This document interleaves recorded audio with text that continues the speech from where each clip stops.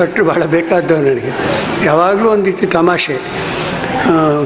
Sunday ಕಾವ್ಯ ಬರೆಯೋರು Monday ಇಲ್ಲ ಅನ್ನೋರು ಯಾವಾಗಲೂ. ಸಂಡೆ ಕಾವ್ಯ, ಯಾಕೆಂದ್ರೆ ಈ ಪ್ರಜಾವಾಣಿಯಲ್ಲೆಲ್ಲ ನವ್ಯ ಕಾವ್ಯ ಬರೋದು ಆ ಕಾಲದಲ್ಲಿ ನಾವೆಲ್ಲ ಬರಿಬೇಕಾದ್ರೆ ಒಂದ್ಸಲ ಹೀಗೆ ಮಾತಾಡ್ತಾ ಸಂಡೆ ಕಾವ್ಯ ಬರೆಯೋ ನಿಸಾರ್ ಮಂಡೇ ಇಲ್ಲ.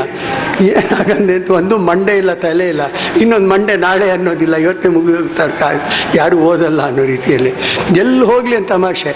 ಆಮೇಲೆ ಕೆಲವೆಲ್ಲ ಇಲ್ಲಿ ಹೇಳಬಾರ್ದು, ನಮ್ಮ ಮಹಿಳಾ ಮಂಡಳಿಯರು ಆಮೇಲೆ ಕೋಪ ಮಾಡ್ಕೊಳ್ತಾರೆ. ಅವ್ರು ವಿದ್ಯಾರ್ಥಿಗಳಿಗೆ ಏನು ಹೇಳ್ತೀವಿ, ಶಿಕ್ಷೆ ಏನು ವಿಧಿಸ್ತಿದ್ರು ಅನ್ನೋದನ್ನು ಹೇಳಬಾರ್ದು ಇಲ್ಲಿ. ಖಾಸಗಿಯಾಗಿ ಕೆಲವ್ರಿಗೆ ಹೇಳ್ತೇನೆ ನಾನು. ಆಮೇಲೆ ಬಹಳ ದೊಡ್ಡ ಚೇತನ, ಜೀವನ ತುಂಬ ಭಾಳ ಕಷ್ಟ ಕೆಲಸಗಳನ್ನು ಕನ್ನಡಕ್ಕಾಗಿ ಮಾಡಿದವರು. ಆದರೆ ಯಾವತ್ತೂ ಸುಖ ಕಾಣದಿರೋ ವ್ಯಕ್ತಿ ಅಂತ ನನಗೆ ಗೊತ್ತಿದೆ.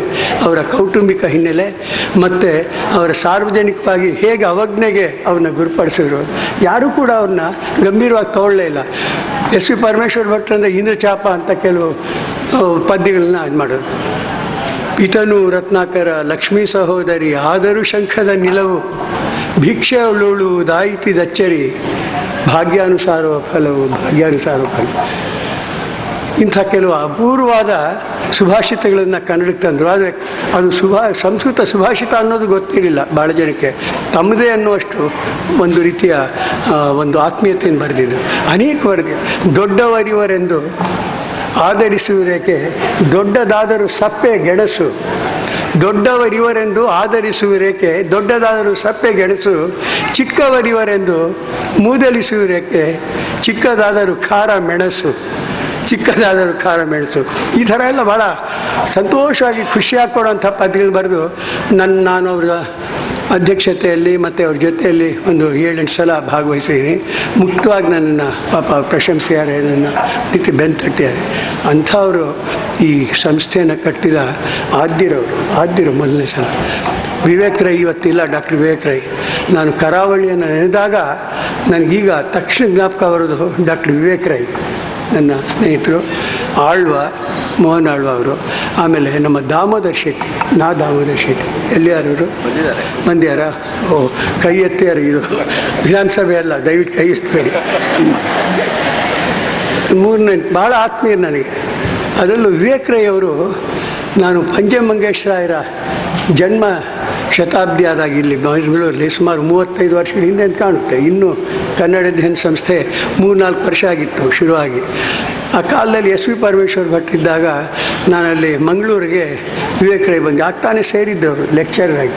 ಸರ್, ನೀವು ಮಂಗಳ ಗಂಗೋತ್ರಿ ಇದೆ ನಮ್ಮದು ಕೊಣಾಜಿ ಅಂತ, ಅಲ್ಲಿ ಬರಬೇಕು ಅಂತ. ನಾನು ಹೊಸ್ತಿದೆಲ್ಲ ಬಂದು ನೋಡಿದಾಗ ನೀವು ಬಂದು ಉದ್ದೇಶ ಮಾತಾಡಬೇಕು ನಮ್ಮ ವಿದ್ಯಾರ್ಥಿನಿಯರಿಗೆ ಅಂತ. ಸ್ನಾತಕೋತ್ತರ ಒಂದು 10-15 ಜನ ಅಷ್ಟೇ ಇದ್ದಿದ್ದು. ಬೆಂಗಾಡು ಮಂಗಳೂರಿಂದ ಇಲ್ಲಿ ಬರಬೇಕಾದ್ರೆ ಬೇಜಾರಾಗೋಯ್ತು ನನಗೆ. ಒಂದು ಹಸಿರಿಲ್ಲ. ಇಲ್ಲೂ ಕೂಡ ಸುತ್ತ ಕ್ಯಾಂಪಸ್ಸಲ್ಲಿ ಬರೀ ಗುಡ್ಡ ಗಾಡೆ ವಿನ ಇನ್ನೇನೂ ಇರಲಿಲ್ಲ ಆಗ, 35-36 ವರ್ಷ ಹಿಂದೆ. ಮತ್ತೆ ಅವರು ಸಂದೇಶ ಅವನ್ನ ಪ್ರಶಸ್ತಿ ಕೊಡಿಸುವ ಒಂದ್ಸಲ ಕರ್ಕೊಂಡು ಬಂದು ಮಾತಾಡ್ಸಿದ್ರು. ಆ ಹೊತ್ತಿಗೆ ಸಾಕಷ್ಟು ಕಳೆ ಬಂದಿತ್ತು.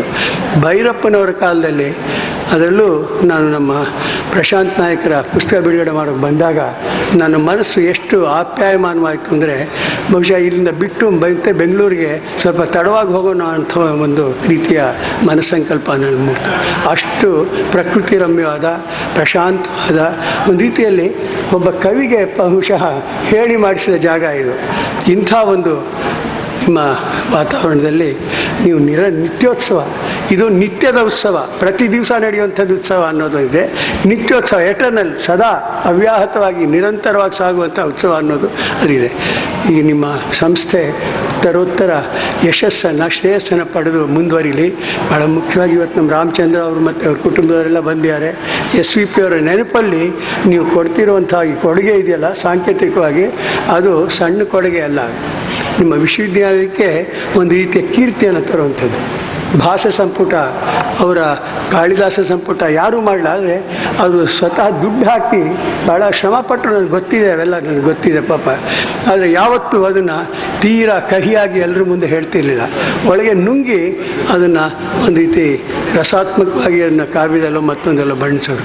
ಅಂಥ ಒಬ್ಬ ವ್ಯಕ್ತಿಯ ಪುಸ್ತಕಗಳನ್ನು ನಮ್ಮ ರಾಮಚಂದ್ರ ಅವರು ಭೈರಪ್ಪನವ್ರ ಮೂಲಕ ನಿಮ್ಮ ಸಂಸ್ಥೆಗೆ ಕೊಡ್ತಿದ್ದಾರೆ. ಇದೊಂದು ದೊಡ್ಡ ಕೊಡುಗೆ ನೀವು ಸ್ವೀಕರಿಸಿ. ದೇವರು ಅವರ ಆತ್ಮಕ್ಕೆ ಶಾಂತಿ ನೀಡಲಿ, ನಿಮಗೆಲ್ಲ ಶ್ರೇಯಸ್ಸನ್ನು ನೀಡಲಿ ಅಂತ ಹೇಳ್ತಾ ಇನ್ನೊಂದು ಮಾತನ್ನು ನಾನು ಹೇಳಬೇಕು. ಈ ನಿತ್ಯೋತ್ಸವ ಬರೆದಾಗ ನಾನು ಇದು ಇಷ್ಟೆಲ್ಲ ಪ್ರಪಂಚದಾದ್ಯಂತ ಕನ್ನಡಿಗರೆಲ್ಲ ಯಾರೋ ಅಲ್ಲೆಲ್ಲ ಇದನ್ನು ಹಾಡಿ ವಿಜೃಂಭಿಸ್ತಾರೆ ಅಂತ ಗೊತ್ತಿರಲಿಲ್ಲ. ಈ ಪದ್ಯದ ಕಾವ್ಯೇತರ ಆಯಾಮಗಳು ಕೆಡವಿವೆ. ಆಶ್ಚರ್ಯ ಆಗ್ಬೋದು. ಬೆಂಗಳೂರಲ್ಲಿ ಒಂದು ದೊಡ್ಡ ಒಂದು ಕಲ್ಯಾಣ ಮಂಟಪ ಇದೆ, ಅದರ ಹೆಸರು ನಿತ್ಯೋತ್ಸವ. ನಾನು ಏನು ಸಾಮಾನ್ಯ ಮತ್ತೆ ಒಂದು ಇದಕ್ಕೋಸ್ಕರ ಇಟ್ಟಿರ್ಬೇಕು ಯಾವುದೋ ಒಂದು ಕಾರಣಕ್ಕೆ ಅಂದರೆ ಅವ್ರು ನನಗೆ ಒಂದ್ಸಲ ವಿಧಾನಸೌಧ ಹತ್ರ ಹೋಗ್ತಿರೋ ಸಿಕ್ಕಿ ಕಾರ್ ನಿಲ್ಲಿಸಿ, ಸರ್ ನಮ್ಮ ಕಲ್ಯಾಣ ಮಂಟಪಕ್ಕೆ ಬರಬೇಕು ಅಂತ. ಎಲ್ರಿ ಹಿಂದೆ ಎಲ್ಲ ಹಂತದ ಹತ್ರ ಆಗಲೇ 5-6 ವರ್ಷದಿಂದ ಭಾಳ ದೊಡ್ಡದು ಅಂತ. ಯಾಕಿಟ್ಟಿ ಅಂದರೆ ನಿಮ್ಮ ಪದ್ಯಗಳ ಮೂಲಕ ನಾವು ಕಾಲೇಜಲ್ಲಿ ಬೆಳೆದವರು ಅದನ್ನ ಇಟ್ಟಿದ್ದೀವಿ, ನಿಮ್ಮನ್ನು ಕಾಂಟ್ಯಾಕ್ಟ್ ಮಾಡೋಕೆ ಭಾಳ ಪ್ರಯತ್ನ ಪಟ್ಟು ನೀವು ಅಮೇರಿಕಾಕ್ಕೆ ಹೊರಟೋಗಿದ್ರಿ, ಒಂದ್ಸಲ ಬರಬೇಕು, ಬಂದು ನಡೆಸ್ಬೇಕು. ಭಾಳ ನಾನು ನಿಜ ಹೇಳ್ತೀನಿ, 10 ಹಂಡೆ ಹಾಲು ಕುಡಿದಷ್ಟು ಸಂತೋಷ ಆಯಿತು. ಅರೆ ಒಬ್ಬ ಕವಿಯ ಒಂದು ಯಾವುದೋ ಜನಪ್ರಿಯ ಪದ್ಯದ ಹೆಸರನ್ನು ಒಂದು ದೊಡ್ಡ ಕಟ್ಟಡ ಅದೆಲ್ಲ ಇರಲಿ. ಈಚೆಗೆ 15-20 ದಿವಸದ ಹಿಂದೆ ಮೈಸೂರಲ್ಲಿ ಒಂದು ದೊಡ್ಡ ಕಟ್ಟಡ ಕಟ್ಟಿದ್ದಾರೆ. ಅದರ ಹೆಸರು ನಿತ್ಯೋತ್ಸವ ಅಂತಿಟ್ಟು ನನಗೆ ಬಂದು ಅದನ್ನು ಉದ್ಘಾಟನೆ ಮಾಡಬೇಕು ಅಂತ. ನಿತ್ಯಾನಂದ ಅಂತ ನಮ್ಮ ಇವ್ರಿಗೂ ಗೊತ್ತು, ಭೈರಪ್ಪನವ್ರಿಗೆ ಅಂತ ಕಾಣುತ್ತೆ. ನನಗೆ ಹೊಸ ಪರಿಚಯ. ಹೋದರೆ ಬಹುಶಃ ಇಂಗ್ಲೆಂಡ್, ಅಮೇರಿಕಾ ಮತ್ತು ಯಾವುದೇ ಪಾಶ್ಚಾತ್ಯ ದೇಶಗಳಲ್ಲೂ ಅಂಥ ಸುಸಜ್ಜಿತವಾದ ಅತ್ಯಾಧುನಿಕವಾದ ಮತ್ತು ಈ ಒಂದು ತಾಂತ್ರಿಕ ಮೇಲ್ಮೆಯಿಂದ ಕೂಡಿರುವಂಥ ಒಂದು ಸಭಾಂಗಣವನ್ನು ನೋಡಿಲ್ಲ. ಇದೇ ದೊಡ್ಡದು ಅಂದರೆ ಇದರ 1.5 ಎಷ್ಟಿರಬಹುದು. ಬಹಳ ಸೊಗಸಾಗಿ ಮಾಡಿದ್ದಾರೆ. ಅದಕ್ಕೆ ನಾನು ಕೇಳಿದೆ, ನಿತ್ಯಾನಂದ ನಿಮ್ಮ ಹೆಸರು? ಇಲ್ಲ ಸರ್, ಖಂಡಿತ ನಿತ್ಯಾನಂದ ಅಂತ ಅಲ್ವೇ ಅಲ್ಲ, ಅದು ನಿತ್ಯೋತ್ಸವ ಅಂತ ಯಾಕಿಟ್ಟೆ ಅಂದರೆ ನಾನು ನಿತ್ಯೋತ್ಸವವನ್ನು ನನ್ನ ಅವರು ಸಿವಿಲ್ ಇಂಜಿನಿಯರ್ ಅಂತ ಗೊತ್ತಿಲ್ಲ. ನಾವು ಕಾಲೇಜಿಂದ ಹೈಸ್ಕೂಲಿಂದ ಓದ್ಕೊಂಡು ಬಂದವರು, ಭಾಳ ಇಷ್ಟ ನನಗದು. ಹೀಗಾಗಿ ನಿಮಗೆ ಒಂದು ಗೌರವ ಸಲ್ಲಿಸೋದಕ್ಕೆ ಅಂತ ಹೇಳಿದ್ರು. ಇದು ನನಗೆ ಸಂದ ಗೌರವ ಅಂತ ಮೊದಲೇ ನಾನು ಹೇಳಿದೆ. ನನ್ನ ಸಂದ ಗೌರವ ಅಲ್ಲ, ಇದು ಕನ್ನಡ ತಾಯಿಯ ಕೃಪೆ, ಆ ಲೌಕಿಕ ಶಕ್ತಿ. ಎರಡನೇದಾಗಿ ಇನ್ನೂ ಒಂದು ತಮಾಷೆ ಏನು ಅಂದರೆ, ನಮ್ಮ ಮನೆಯಿಂದ ನಾನು ಈ ನಾಗರಬಾವಿಗೆ ಹೋಗ್ಬೇಕಾದ್ರೆ ನಾಯಂಡಳ್ಳಿ ಜಂಕ್ಷನ್ ಬರುತ್ತೆ. ನನ್ನ ಸ್ನೇಹಿತ ಆರಾಧ್ಯ ಅಂತ ಒಂದು ಸಲ, ಸರ್ ಕಾರಲ್ಲಿ ಹೋಗ, ಸರ್ ಇಲ್ಲಿ ನೋಡಿ ನೋಡಿದ್ರೆ ನಿತ್ಯೋತ್ಸವ ನಾನ್ ವೆಜಿಟೇರಿಯನ್ ಹೋಟೆಲ್. ಕನ್ನಡ ತಾಯಿಗೆ ಏನೇನು ಅವಳನ್ನು ಕೂಡ ಅತ್ಯಾಧುನಿಕವಾಗಿ ಮಾಡ್ಬಿಟ್ಟೆ ಮಾರಾಯ. ನಾನ್ ವೆಜಿಟೇರಿಯನ್ ಹೋಟೆಲ್, ಮಾಂಸಾಹಾರದ ಊಟ, ಮುದ್ದೆನೂ ಇಲ್ಲೇ ಬಹುಶಃ ಮಂಡ್ಯದಲ್ಲಿ ಇರಬೇಕು ಅಂತ ಕಾಣುತ್ತೆ. ಹೀಗಿಲ್ಲ ಅದು ಸದ್ಯ, ಅದು ಬೋರ್ಡ್ ಹಾಗೆ ಉಳ್ಕೊಂಡ್ಬಿಟ್ಟಿದೆ. ಇನ್ನೂ ಒಂದು ತಮಾಷೆ ಏನಂದರೆ, ಆ ನಿತ್ಯೋತ್ಸವ ಹೋಟೆಲ್ನ ಪಕ್ಕದಲ್ಲಿ ಒಂದು ಟೈ ಸೂಟಿನ ಒಬ್ಬ ವ್ಯಕ್ತಿನ ಬರ್ಸ್ಯಾರು. ಬಹುಶಃ ನನ್ನ ಪ್ರೇತಕ್ಕೂ ಕೂಡ ಅಂಥ ಒಂದು ಕಳೆ ಇಲ್ಲ. ನನ್ನ ಫೋಟೋ ಬರ್ತೀರ ಮನುಷ್ಯ ಯಾರು ಸದ್ಯ ಈಗ ಅದನ್ನು ನಡೆಸ್ತಿಲ್ಲ. ಅದೆಲ್ಲಕ್ಕಿಂತ ಇನ್ನೊಂದು ಮಾತು ಹೇಳಬೇಕು. ಸುಮಾರು 25 ವರ್ಷದ ಹಿಂದೆ ಆ ಪದ್ಮನಾಭನಗರದಲ್ಲಿ ನಾನು ಹೊಸದಾಗಿ ಮನೆ ಕಟ್ಟಿ ಶತಪಥ ಮಾಡ್ತಿದ್ದೆ. ಅವತ್ತು ಭಾನುವಾರ ನಮ್ಮ ಮನೆ ಎದುರು ಬಯಲಿತ್ತು. ಈಗ ಬಹುಮಹಡಿ ಕಟ್ಟಡ ಆಗಿದೆ. ಆ ಬಯಲನ್ನು ಅದು ಇನ್ನೂ ಸೈಟ್ಗಳು ಮಾಡಿಲ್ಲ, ನಿವೇಶನಗಳನ್ನು. ಅದನ್ನು ಕಾಯೋದಕ್ಕೋಸ್ಕರ ಒಬ್ಬ ತಮಿಳು ಕುಟುಂಬಕ್ಕೆ ಕೊಟ್ಟಿದ್ದು ಒಂದು ಸಣ್ಣ ಮನೆ ಮಾಡಿ. ಒಂದು ಸಲ ಹೀಗೆ ತಿರುಗಾಡ್ಬೇಕಾದ್ರೆ ಒಂದೇನೋ ರಾಗ ಒಂದಿದ್ದು ಕೇಳಿಸ್ತಾರೆ ಅಂತ ನಾನು ಕುತೂಹಲಿತನಾಗಿ ಹೋಗಿ ಕೇಳಿದೆ. ಏನು ಅಂದರೆ, ನಿತ್ಯೋತ್ಸವ ಅಯ್ಯಪ್ಪ, ನಿತ್ಯೋತ್ಸವ, ಅಯ್ಯಪ್ಪನವರೆಗೂ ಹೊರಟೋಗಿ ನಿತ್ಯೋತ್ಸವ ಅಯ್ಯಪ್ಪ, ಅದೇ ಪದಗಳನ್ನು ಬಳಸಿ, ಅದೇ ರಾಗವನ್ನು ಬಳಸಿ ಅನಂತ ಸ್ವಾಮಿದು ನನ್ನ ಹಾಡಿನ ಮಟ್ಟನ್ನು ಹಾಗೇನೆ ಮಧ್ಯೆ ಅಯ್ಯಪ್ಪ ಅಂತ ಸೇರಿಸಿ ಅದನ್ನು ಹಾಡ್ತಿದ್ರು. ಒಂದು 23 ಜನ. ಆಮೇಲೆ ಮಾರನೇ ದಿವಸ ಏಳುಮಲೆ ಅಂತ ಹುಡುಗ, ಅವನು ಅವರ ಮಗ ಅವನು ಬಂದ, ಕರೆಸ್ದಾಗ ಅವ್ನು ಬಂದು, ಏನಯ್ಯ ಯಾರೋ ಇದೆಲ್ಲ ಹಾಡ್ತಿದ್ರಲ್ಲ, ಈ ನಿತ್ಯೋತ್ಸವ ಅಯ್ಯಪ್ಪ ನಿತ್ಯೋತ್ಸವ ಅಂತ, ಯಾರು ಇವರು ಅಂದೆ. ಸರ್ ನಾವೆಲ್ಲ ಶಬರಿಮಲೆಗೆ ಹೋಗೋಕ್ಕೆ ಮುಂಚೆ ನಾವಿಲ್ಲಿ ಎಲ್ಲ ಸೇರ್ತೀವಿ, ನಮ್ಮ ತಮಿಳು ಮತ್ತು ಈ ಕೇರಳದವರು ಸೇರಿ ನಾವು ಹೋಗಬೇಕು, ಮುಂಚೆ ಇವೆಲ್ಲ ಹಾಡ್ಕೊಂಡು ಹೋಗ್ತೀವಿ, ನಿಮ್ಮ ಹಾಡನ್ನು ಕೂಡ ನಾವು ಇದರಲ್ಲೇ ಭಜನೆ ಥರ ಹಾಡ್ಕೊಂಡು ಹೋಗಿ, ನಿಮ್ಮ ಹಾಡು ಅಂದೆ. ಸರಿ, ನಿತ್ಯೋತ್ಸವ ಅಯ್ಯಪ್ಪ ನಿತ್ಯೋತ್ಸವ ಹಾಡ್ಕೊಂಡು ಹೋಗ್ತೀವಿ. ಯಾರಯ್ಯ ಬರೆದಿದ್ದರು ಅಂದರೆ ನಿಮ್ಗೆ ಆಶ್ಚರ್ಯ ಆಗ್ಬೋದು. ಯಾವ ನನ್ನ ಮಗಿನ ಬರೆದ ಯಾರಿಗೆ ಗೊತ್ತು ಅಂದಿತ್ತು. ಇದೇ ಮಾತಿಲ್ಲ, ನಿಮ್ಮ ಮುಂದೆ ಹೇಳ್ಬೇಕಾದ್ರೆ ಸಂಕೋಚ. ಯಾಕೆಂದರೆ ಎಷ್ಟು ಖುಷಿ ಆಯಿತು ಅಂದರೆ ಸಾರ್ಥಕವಾಯ್ತು. ನಾಳೆ ನನಗೇನಾದ್ರು ಸಾವಿದೆ ಅಂದರೆ ದೇವರೇ ನಾನು ಹೊರಟೋಗ್ತೀನಿ. ಯಾಕೆಂದ್ರೆ ಯಾರೋ ಒಬ್ಬ ಅನಾಮಿಕ, ಅವನಿಗೆ ಕೇಳಿದ್ರೆ ಅವ್ನಿಗೆ ಯಾವನು ಬರೆದವನೋ ಯಾವ ನನ್ನ ಮಗ ಬರೆದವನೋ ಯಾರಿಗೂ ಗೊತ್ತು ಸರ್. ಹಂಗೆಲ್ಲ ಒಂದು ರೀತಿ ಕೋಪ ಬಂದ ಹಾಗೆ, ಇವನೇನು ಬೆಳಿಗ್ಗೆನೆ ನನಗೆ ಪ್ರಶ್ನೆ ಮಾಡ್ತಾನಲ್ಲ ಅಂದ್ಕೊಂಡು. ಭಾಳ ಖುಷಿ ಆಯ್ತು. ಹೀಗೆ ಕಾವ್ಯೇತರ ಆಯಾಮವನ್ನು ಕೂಡ ಒಂದು ಪದ್ಯವನ್ನು ಪಡೆದಿದೆ. ಬಹುಶಃ ಕನ್ನಡದಲ್ಲಿ ಈಗ ಪಡೆದ ಪದ್ಯ ಎಲ್ಲೂ ಕೂಡ ನಾನು ಕಂಡಿಲ್ಲ. ಈಗ ನನ್ನ ಮಟ್ಟಿಗೆ ನರಸಿಂಹಸ್ವಾಮಿ, ಬೇಂದ್ರೆ, ಕುವೆಂಪು ಅಂಥ ಮಹಾನುಭಾವರು ಬೇಕಾಷ್ಟು ಪದ್ಯಗಳಾಗಿರ್ಬೋದು. ನನ್ನ ಅನುಭವಕ್ಕೆ ಬಂದಿರೋದಿಲ್ಲ ನಾನು ಹೇಳ್ತಿರೋದು. ಹೀಗೆ ಅನೇಕ ಒಂದು ರೀತಿಯ ಹೊಸ ಆವಿಷ್ಕಾರಗಳಿಂದ ಒಂದು ಪದ್ಯ ಪಡೆಯೋದು, ಮತ್ತು ಅದನ್ನು ಒಂದು ಭವನದ ರೂಪದಲ್ಲಿ ಕಟ್ಟಿ ಅದನ್ನು ಚಿರಸ್ಥಾಯಿಗೊಳಿಸೋಕೆ ಪ್ರಯತ್ನ ಪಡೋದು. ಮತ್ತು ನಮ್ಮ ಭೈರಪ್ಪನವರು ನನ್ನ ಅಸ್ವಸ್ಥತೆಯನ್ನು ಲೆಕ್ಕಿಸದೆ ಕರೆದು ಇಲ್ಲಿ ಇಲ್ಲದ ಸವಲತ್ತುಗಳನ್ನು ಕೊಟ್ಟು ನನ್ನ ಉಬ್ಬಿಸೋದು, ಇವೆಲ್ಲ ಬಹುಶಃ ನಮ್ಮ ಮರ್ತ್ಯರ ಕೆಲಸ ಅಲ್ಲ, ಅಮರ್ತ್ಯ ಶಕ್ತಿಯ ಕೆಲಸ ಅಂತ ಕಾಣುತ್ತೆ. ಅಮರ್ತ್ಯ ಶಕ್ತಿ ನೆಲೆಸ್ತೀನಿ. ನೀವು ಸ್ವಲ್ಪ ತಡ ಮಾಡಿದ್ವಿ, ನಾನು ಭೈರಪ್ಪನವರು ಹೊರಟು ಬರಬೇಕಾದ್ರೆ. ನೀವೆಲ್ಲ ತಾಳ್ಮೆಯಿಂದ ಇಷ್ಟು ಜನಸಂಖ್ಯೆ ಕೂತಿರ್ತಾರೆ ಅಂತ ಗೊತ್ತಿಲ್ಲ. ಪ್ರಶಾಂತ್ ಅವ್ರ ಪುಸ್ತಕ ಬಿಡುಗಡೆ ಆದಾಗ ಒಂದು ಅರ್ಧ ಜನ ಇದ್ದು ಅಂತ ಕಾಣುತ್ತಾ ಹೋಯ್ತು, ರಜಾ ಇತ್ತು. ಇವತ್ತು ಕಿಕ್ಕಿರಿದು ಬಿಟ್ಟಿದೆ ಇಂಥ ದೊಡ್ಡ ಒಂದು ಸಭಾಂಗಣದಲ್ಲಿ. ನಿಮಗೆಲ್ಲ ನಮಸ್ಕರಿಸ್ತೀನಿ. ನಮ್ಮ ಕನ್ನಡ ಅಧ್ಯಯನ ಸಂಸ್ಥೆಯ ಭಟ್ರು, ನಮ್ಮ ಧನಂಜಯ ಕುಂಬಳೆ, ಎಲ್ಲರಿಗೂ ಕೆಲವು ಸಲ ನನಗೆ ನೆನಪಿಗೆ ಬರೋಲ್ಲ, ಅವರೆಲ್ಲರಿಗೂ ನನ್ನ ನಮಸ್ಕಾರಗಳನ್ನು ತಿಳಿಸ್ತೀನಿ. ಜೈ ಹಿಂದ್, ಜೈ ಕರ್ನಾಟಕ. ಕುಂಬಳೆ ಪದ್ಯವಿದೆ. ನಾನು ನೆನ್ನೆ ಅವರು ನನಗೆ ಆಹ್ವಾನಿಸಿದ್ರು, 2 ಪದ್ಯ ಓದಬೇಕು. ನನಗೂ ಆಸಕ್ತಿ ಇತ್ತು, ಆದರೆ ಈಗಾಗಲೇ ಸ್ವಲ್ಪ ತಡ ಆಗಿದೆ ಸಭೆ.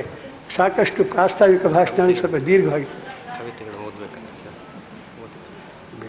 ಆಯ್ತು, ಸಾಂಕೇತಿಕವಾಗಿ 1-2 ಪದ್ಯಗಳು ಓದ್ತೇನೆ. ನನಗೆ ಇಲ್ಲಿ ಇಂಥದ್ದೇ ಪದ್ಯ ಅಂತಿಲ್ಲ, ಕೈ ಹಾಕಿ ನನ್ನ ಭಾಳ ಇಷ್ಟವಾದ ಪದ್ಯನೇ ಬಂದಿದೆ. ನಾನು ಸೈನ್ಸಿನ ವಿದ್ಯಾರ್ಥಿ ಆದ್ದರಿಂದ, ಭೈರಪ್ಪ ಸೈನ್ಸ್ನ ವಿದ್ಯಾರ್ಥಿ ಆದ್ದರಿಂದ ಅವ್ರಿಗೆ ಇವರ ಅವಾರ್ಡು ಬಂದಿದೆ. ಇವ್ರು ಯಾರು ಅಂದರೆ ಸರ್ ಸಿ ವಿ ರಾಮನ್. ಮೊದಲನೆಯ ನೊಬೆಲ್ ಪ್ರಶಸ್ತಿಯನ್ನು ನಮ್ಮ ಒಂದು ವಿಜ್ಞಾನದ ಪ್ರಪಂಚಕ್ಕೆ, ಭಾರತಕ್ಕೆ ತಂದುಕೊಟ್ಟವರು. ಅವರ ಪ್ರಶಸ್ತಿ ರಾಜಾರಾಮಣ್ಣ ಪ್ರಶಸ್ತಿ ಅವ್ರಿಗೆ ಬಂದಿದೆ. ಅಂದರೆ ಅವರ ಕ್ಯಾಲಿಬರ್ ಎಂಥದ್ದು ಅಂತ ಗೊತ್ತಾಗುತ್ತೆ. ಅಂಥವ್ರ ತೀರ್ಕೊಂಡ ದಿವಸ 1970ನೇ ಇಸ್ವಿಯಲ್ಲಿ ನಾನು ಶಿವಮೊಗ್ಗದಲ್ಲಿದ್ದೆ. ಶಿವಮೊಗ್ಗದಲ್ಲಿದ್ದಾಗ ಆವತ್ತು ಈ ಸಾವು ಮತ್ತು ಬದುಕಿನ ಒಂದು ರೀತಿಯ ಅಸಾಂಗತ್ಯವನ್ನು, ಅಸಂಬದ್ಧ ಸಂಬಂಧವನ್ನು ನಾನು ತಕ್ಷಣಕ್ಕೆ ಹೇಗೆ ನನಗೆ ಹೊಳಿತೋ ಹಾಗೆ ಬರೆದಿದ್ದೀನಿ. ಬಹುಶಃ ಈ ಪದ್ಯ ನಾನು ಭಾಳ ಮೆಚ್ಚಿನ ಪದ್ಯ. ಯಾಕೆಂದರೆ ಇದು ಓದುವಂಥ ಪದ್ಯ, ಇದು ನಾಟಕೀಯವಾಗಿ ಓದುವಂಥ ಪದ್ಯ. ಇದು ರಾಮನ್ ಸತ್ತ ಸುದ್ದಿ. ಎರಡನೇದಾಗಿ ರಾಮನ್ನವ್ರನ್ನ ನಾನು ಹತ್ತಿರದಿಂದ ನೋಡಿದ್ದೆ 2 ಸಲ.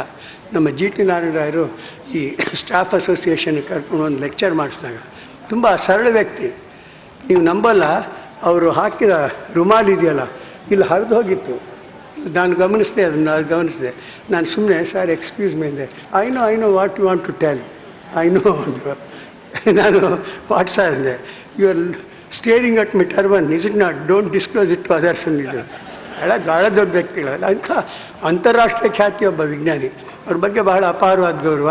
ಅವ್ರನ್ನ ನಿಮಿತ್ತವಾಗಿಟ್ಕೊಂಡು ಒಂದು ಪದ್ಯವನ್ನು ಬರೆದೇನೆ, ಇದನ್ನು ನಾನು ಓದ್ತೇನೆ. ರಾಮನ್ ಸತ್ತ ಸುದ್ದಿ. ಇದಾಗಲೇ ನಮ್ಮ ಶಿವರಾಮ್ ಶೆಟ್ಟರು, ಕುಂಬಳೆಯವರು, ಭಾಳ ಜನ, ನಮ್ಮ ಚಿನ್ನಪ್ಪ ಗೌಡರು ಇವತ್ತೆಲ್ಲ ಬಂದು ಆಗಲೇ ಇವರೆಲ್ಲ ದುಡಿದಿದ್ದಾರೆ. ಭಾಳ ಜನ ಈ ಕನ್ನಡ ಅಭಯ್ ಕುಮಾರನ್ನವರು ಅನೇಕರು ದುಡಿದಿದ್ದಾರೆ ಇದಕ್ಕೋಸ್ಕರ. ಆಮೇಲೆ ಜಿ ವರದರಾಜರಾವ್, ನಮ್ಮ ಲಕ್ಕಪ್ಪ ಗೌಡ, ಎಲ್ಲ ಈ ಸಂಸ್ಥೆಯನ್ನು ಇವತ್ತು ಈ ಮಟ್ಟಕ್ಕೆ ತರಬೇಕಾದ್ರೆ ತಮ್ಮ ಕಾಣಿಕೆಯನ್ನು ಸಲ್ಲಿಸಿದ್ದಾರೆ. ಅವ್ರ ಹೆಸರುಗಳು ನಾನು ಕೆಲವು ಬಿಟ್ಟು ಹೋಗಿದೆ, ದಯಮಾಡಿ ಕ್ಷಮಿಸಬೇಕು. ಅವ್ರಿಗೆಲ್ರಿಗೂ ಕೂಡ ನಾನು ಕನ್ನಡಿಗರ ಪರವಾಗಿ ಅಭಿನಂದಿಸ್ತೇನೆ. ಈ ಪದ್ಯ, ಇನ್ನೊಂದು ಚಿಕ್ಕ ಪದ್ಯ ಓದಿ ನನ್ನ ಕರ್ತವ್ಯವನ್ನು ಮುಗಿಸ್ತೇನೆ. ರಾಮನ್ ಸತ್ತ ಸುದ್ದಿ ಓದಿದ ಬೆಳಿಗ್ಗೆ ಶಿವಮೊಗ್ಗೆಗೆ ದರಿದ್ರ ಥಂಡಿ. ಅಸ್ತಿತ್ವದ ಅಸ್ಪಷ್ಟ ಜಿಜ್ಞಾಸೆ, ಗುರುತಿಸಲಾಗದ ಕಸಿವಿಸಿ, ಮುಜುಗರ ತಾಳದೆ ವಾಕಿಂಗ್ ಹೊರಟೆ. ಬೀದಿಗೆ ಅದೇ ಮಾಮೂಲು ಭಂಗಿ, ಯಾರೂ ದುಃಖಿಸುತ್ತಿಲ್ಲವೆನ್ನಿಸಿ ಅತೀವ ದುಃಖವಾಯಿತು.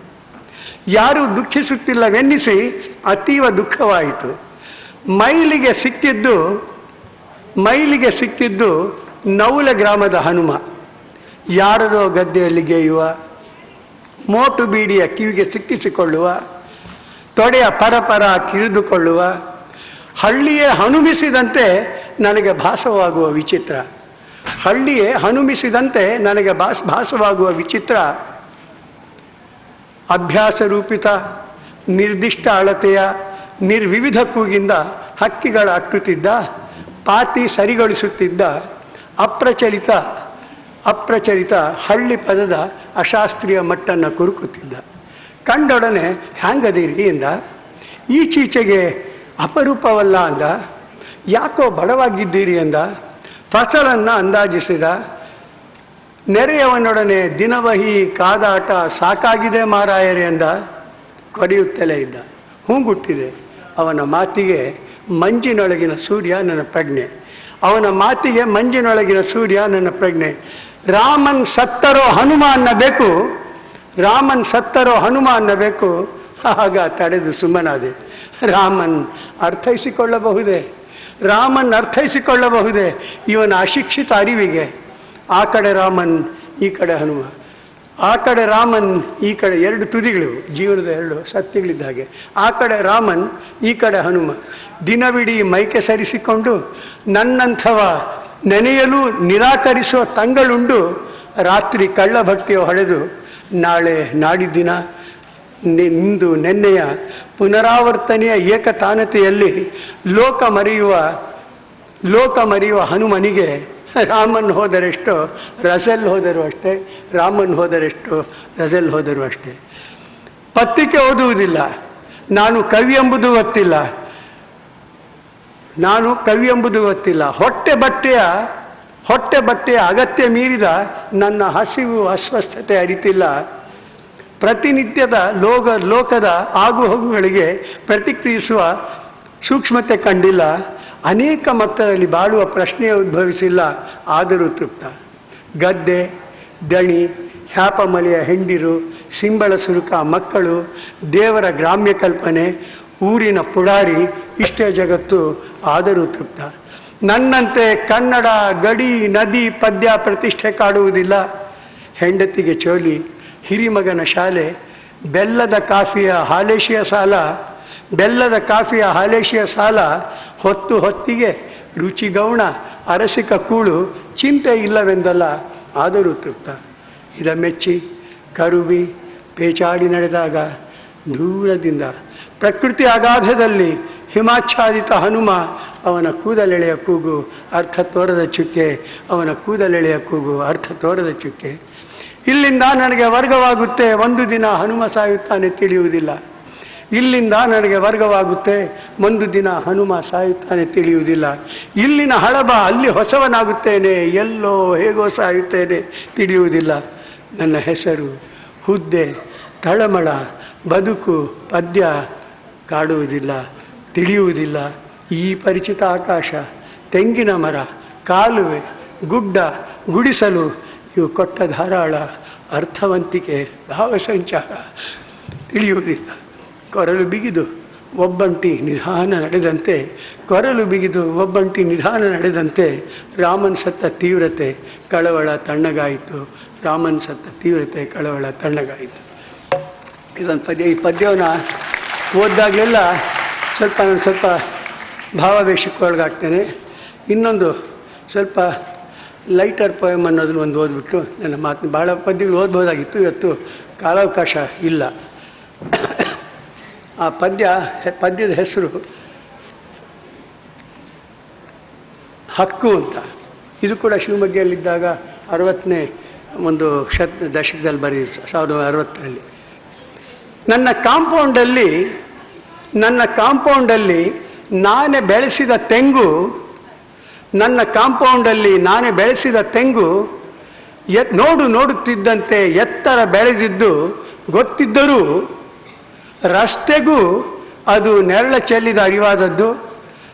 ಬಿಸಿಲಿನಲ್ಲೊಮ್ಮೆ ಮನೆಗೆ ಬರುವಾಗೆ ಕಂಡ ಆ ನೆರಳಿನಲ್ಲಿ ನಿಂತ ಯಾರದೋ ಕಾರನ್ನು.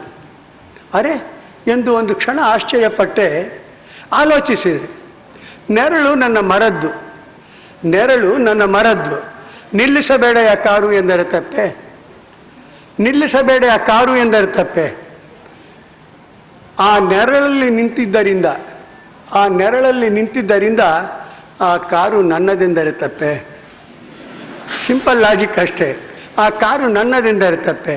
ದಬಾಯಿಸಿದರೆ ಅವ ಹೀಗೆ ಬೆಪ್ಪೆ. ತೆಂಗು ನಿನ್ನದಿರಬಹುದು, ಅದರ ನೆರಳು ನಿನ್ನದ. ದಿನ ಬೆಳಗಾದರೆ ಗರಿಗಳಲ್ಲಿ ಅರಳುವ ಹಕ್ಕಿ ನಿನ್ನವ. ಅವುಗಳ ಕಚ್ಚಪಿಚ, ಅಲೆಯುವ ಹವೆ, ಹೊಳೆಯುವ ಕಿರಣ, ತೂಗುವ ಚಂದ ನಿನ್ನವ. ಇದು ಸಾರ್ವಜನಿಕ ರಸ್ತೆ. ಇದು ಸಾರ್ವಜನಿಕ ರಸ್ತೆ. ಇಲ್ಲಿ ಕಾರು ನಿಲ್ಲಿಸಲು ಅಲ್ಲಿ ಚೆಲ್ಲಿದ ನೆರಳು ನನ್ನದೆನ್ನಲು ಹಕ್ಕುಂಟು. ಅಲ್ಲದೆ ನೆರಳ ನೆಪದಿಂದ ವಾಹನ ನಿಲ್ಲುತ್ತೆ. ಹಾಗಾಗಿ ಸಂಚಾರಕ್ಕೆ ಅಡಚಣೆ. ಕತ್ತರಿಸು ಮರವನೆಂದರೆ ಎಲ್ಲಿದೆ ನನ್ನಲ್ಲಿ ಜವಾಬು. ಕತ್ತರಿಸು ಮರವನೆಂದರೆ ಎಲ್ಲಿದೆ ನನ್ನಲ್ಲಿ ಜವಾಬು. ಕ್ಷಣದಿಗಿಲಾಗಿ ಕಾರಲ್ಲಿ ಯಾರೂ ಇಲ್ಲದ್ದು ಖುಷಿಯಾಗಿ ನೆರಳ ನೋಡದೆ ಬರೀ ಕಾರಿನಂದವ ಮೆಚ್ಚುತ್ತಾ ಸರಸರ ಒಳಗೆ ನಡೆದೆ. ಜೈ ಹಿಂದ್, ಜೈ ಕರ್ನಾಟಕ. ತಮ್ಮ ಅಂತಃಕರಣದ ಮಾತುಗಳ ಮೂಲಕ 2 ಕವಿತೆಗಳನ್ನು ವಾಚಿಸಿದ್ದಾರೆ ಕವಿ ನಿಸಾರರು. ಕರ್ನಾಟಕ ಸರ್ಕಾರ ಹೊಸ ರಾಷ್ಟ್ರಕವಿಯನ್ನು ಆರಿಸುವ ಸಮಿತಿಯೊಂದು ರಚನೆಯಾಗಿದೆ. ಈಗಾಗಲೇ ಮಾಧ್ಯಮಗಳು ಕವಿ ನಿಸಾರರು ಅದರ ಮುಂಚೂಣಿಯಲ್ಲಿದ್ದಾರೆ ಎನ್ನುವ ಮಾತುಗಳನ್ನು ಹೇಳಿದ್ದಾರೆ. ಅವರು ರಾಷ್ಟ್ರಕವಿ ಆಗಲಿ ಎಂಬ ಹಂಬಲ ನಮ್ಮೆಲ್ಲರದ್ದು. ಆದರೆ ಅವರು ಆಯ್ಕೆ ಮಾಡದೇ ಇರಲಿ, ಕನ್ನಡ ಜನಮಾನಸದ ರಾಷ್ಟ್ರಕವಿ ನಿಸಾರರು. ಅವರ ಮಾತುಗಳಿಗೆ, ಅವರ ಕವಿತೆಗೆ ಅಭಿವಂದನೆಯ ಗೌರವವನ್ನು ಸಮರ್ಪಿಸ್ತಾ ಇದ್ದೇನೆ. ಮುಂದೆ ನಮ್ಮ ಸಮಾರಂಭದ ಅತಿಥಿಗಳು ಡಾಕ್ಟರ್ ನರಹಳ್ಳಿ ಬಾಲಸುಬ್ರಹ್ಮಣ್ಯ ಇವರು. ಕನ್ನಡದ ಪ್ರಸಿದ್ಧ ವಿಮರ್ಶಕರು, ಸಂಸ್ಕೃತಿ ಚಿಂತಕರು, ಕೇಂದ್ರ ಸಾಹಿತ್ಯ ಅಕಾಡೆಮಿಯ ಕರ್ನಾಟಕದ ಪ್ರತಿನಿಧಿ ಇವರು. ಮೂಲತಃ ಮಂಡ್ಯದ ನರಹಳ್ಳಿಯವರಾದ ಇವರು ಬೆಂಗಳೂರಿನ ಶೇಷಾದ್ರಿಪುರಂ ಕಾಲೇಜಿನಲ್ಲಿ ಕನ್ನಡ ವಿಭಾಗ ಮುಖ್ಯಸ್ಥರಾಗಿ ಬಳಿಕ ಪ್ರಾಂಶುಪಾಲರಾಗಿ ನಿವೃತ್ತರಾದವರು. KS ನರಸಿಂಹಸ್ವಾಮಿಯವರ ಕಾವ್ಯದ ಕುರಿತು ವಿಶೇಷ ಅಧ್ಯಯನಕ್ಕೆ ಡಾಕ್ಟರೇಟ್ ಪದವಿ, ಹಣತೆಯ ಹಾಡು, ಅನುಸಂಧಾನ, ಅಂತರಂಗದ ಮೃದಂಗ, ಅನಕೃ ಮತ್ತು ಕನ್ನಡ ಸಂಸ್ಕೃತಿ ಮೊದಲಾದ ಕೃತಿಗಳು, ಸಿಂಗರ್ ಕಥೆಗಳು, ಗೇಬ್ರಿಯಲ್ ಗಾರ್ಸಿಯಾ ಮಾರ್ಕ್ವೆಸ್ ಕಥೆಗಳು, ಕಡಿದಾದ ಹಾದಿ ಮೊದಲಾದ ಅನುವಾದಗಳನ್ನು, ಕ್ರಿಸ್ತಾಂಜಲಿ, ಹೊಸ ಹೆಜ್ಜೆ, ಕಥನ ಕವನಗಳು, ಸಂಗ್ರಹ ಷಟ್ಪದಿ ಮೊದಲಾದ ಸಂಪಾದನಾ ಕೃತಿಗಳನ್ನು ಇವರು ಪ್ರಕಟಿಸಿದ್ದಾರೆ. ಹಲವು ಗೌರವಗಳಿಗೂ ಇವರು ಪಾತ್ರರಾಗಿದ್ದಾರೆ. BM ಇನಾಮದಾರ್ ಪ್ರಶಸ್ತಿ, GSS ಪ್ರಶಸ್ತಿ, ಕಾವ್ಯಾನಂದ ಪ್ರಶಸ್ತಿ, ಸಾಸಾ ಮಾಳವಾಡ ಪ್ರಶಸ್ತಿ, ಹೀಗೆ ಹಲವು ಗೌರವಗಳಿಗೆ ಪಾತ್ರರಾಗಿರುವ ಹಿರಿಯರು. ಮೆಲುಮಾತಿನ ಒಳನೋಟದ ಮಾತಿಗೆ ನಮ್ಮಲ್ಲೆಲ್ಲ ಹೊಸ ರೀತಿಯಲ್ಲಿ ಯೋಚನೆಗೆ ಹಚ್ಚಬಲ್ಲಂತ ವಿಮರ್ಶಕರಾಗಿರುವ ಡಾಕ್ಟರ್ ನರಹಳ್ಳಿ ಬಾಲಸುಬ್ರಹ್ಮಣ್ಯಂ ಅವರಿಂದ ಇದೀಗ ಮಾತು. ಅತ್ಯಂತ ಪ್ರೀತಿ ಗೌರವಗಳಿಂದ ಕಾಣುವ ನನ್ನ ಮೆಚ್ಚಿನ ಕವಿಗಳಲ್ಲೊಬ್ಬರಾದ ನಾಡೋಜ ಡಾಕ್ಟರ್ KS ನಿಸಾರ್ ಅಹಮದ್ ಅವರೇ, ಈ ಸಮಾರಂಭದ ಅಧ್ಯಕ್ಷತೆಯನ್ನು ವಹಿಸಿರುವಂತಹ ಪ್ರೊಫೆಸರ್ K. ಭೈರಪ್ಪ ಅವರೇ, ವೇದಿಕೆಯ ಮೇಲಿರುವ ಎಲ್ಲ ಗಣ್ಯರೇ, ಹಿರಿಯರೇ ಹಾಗೂ ಸ್ನೇಹಿತರೆ, ಮೊದಲಿಗೆ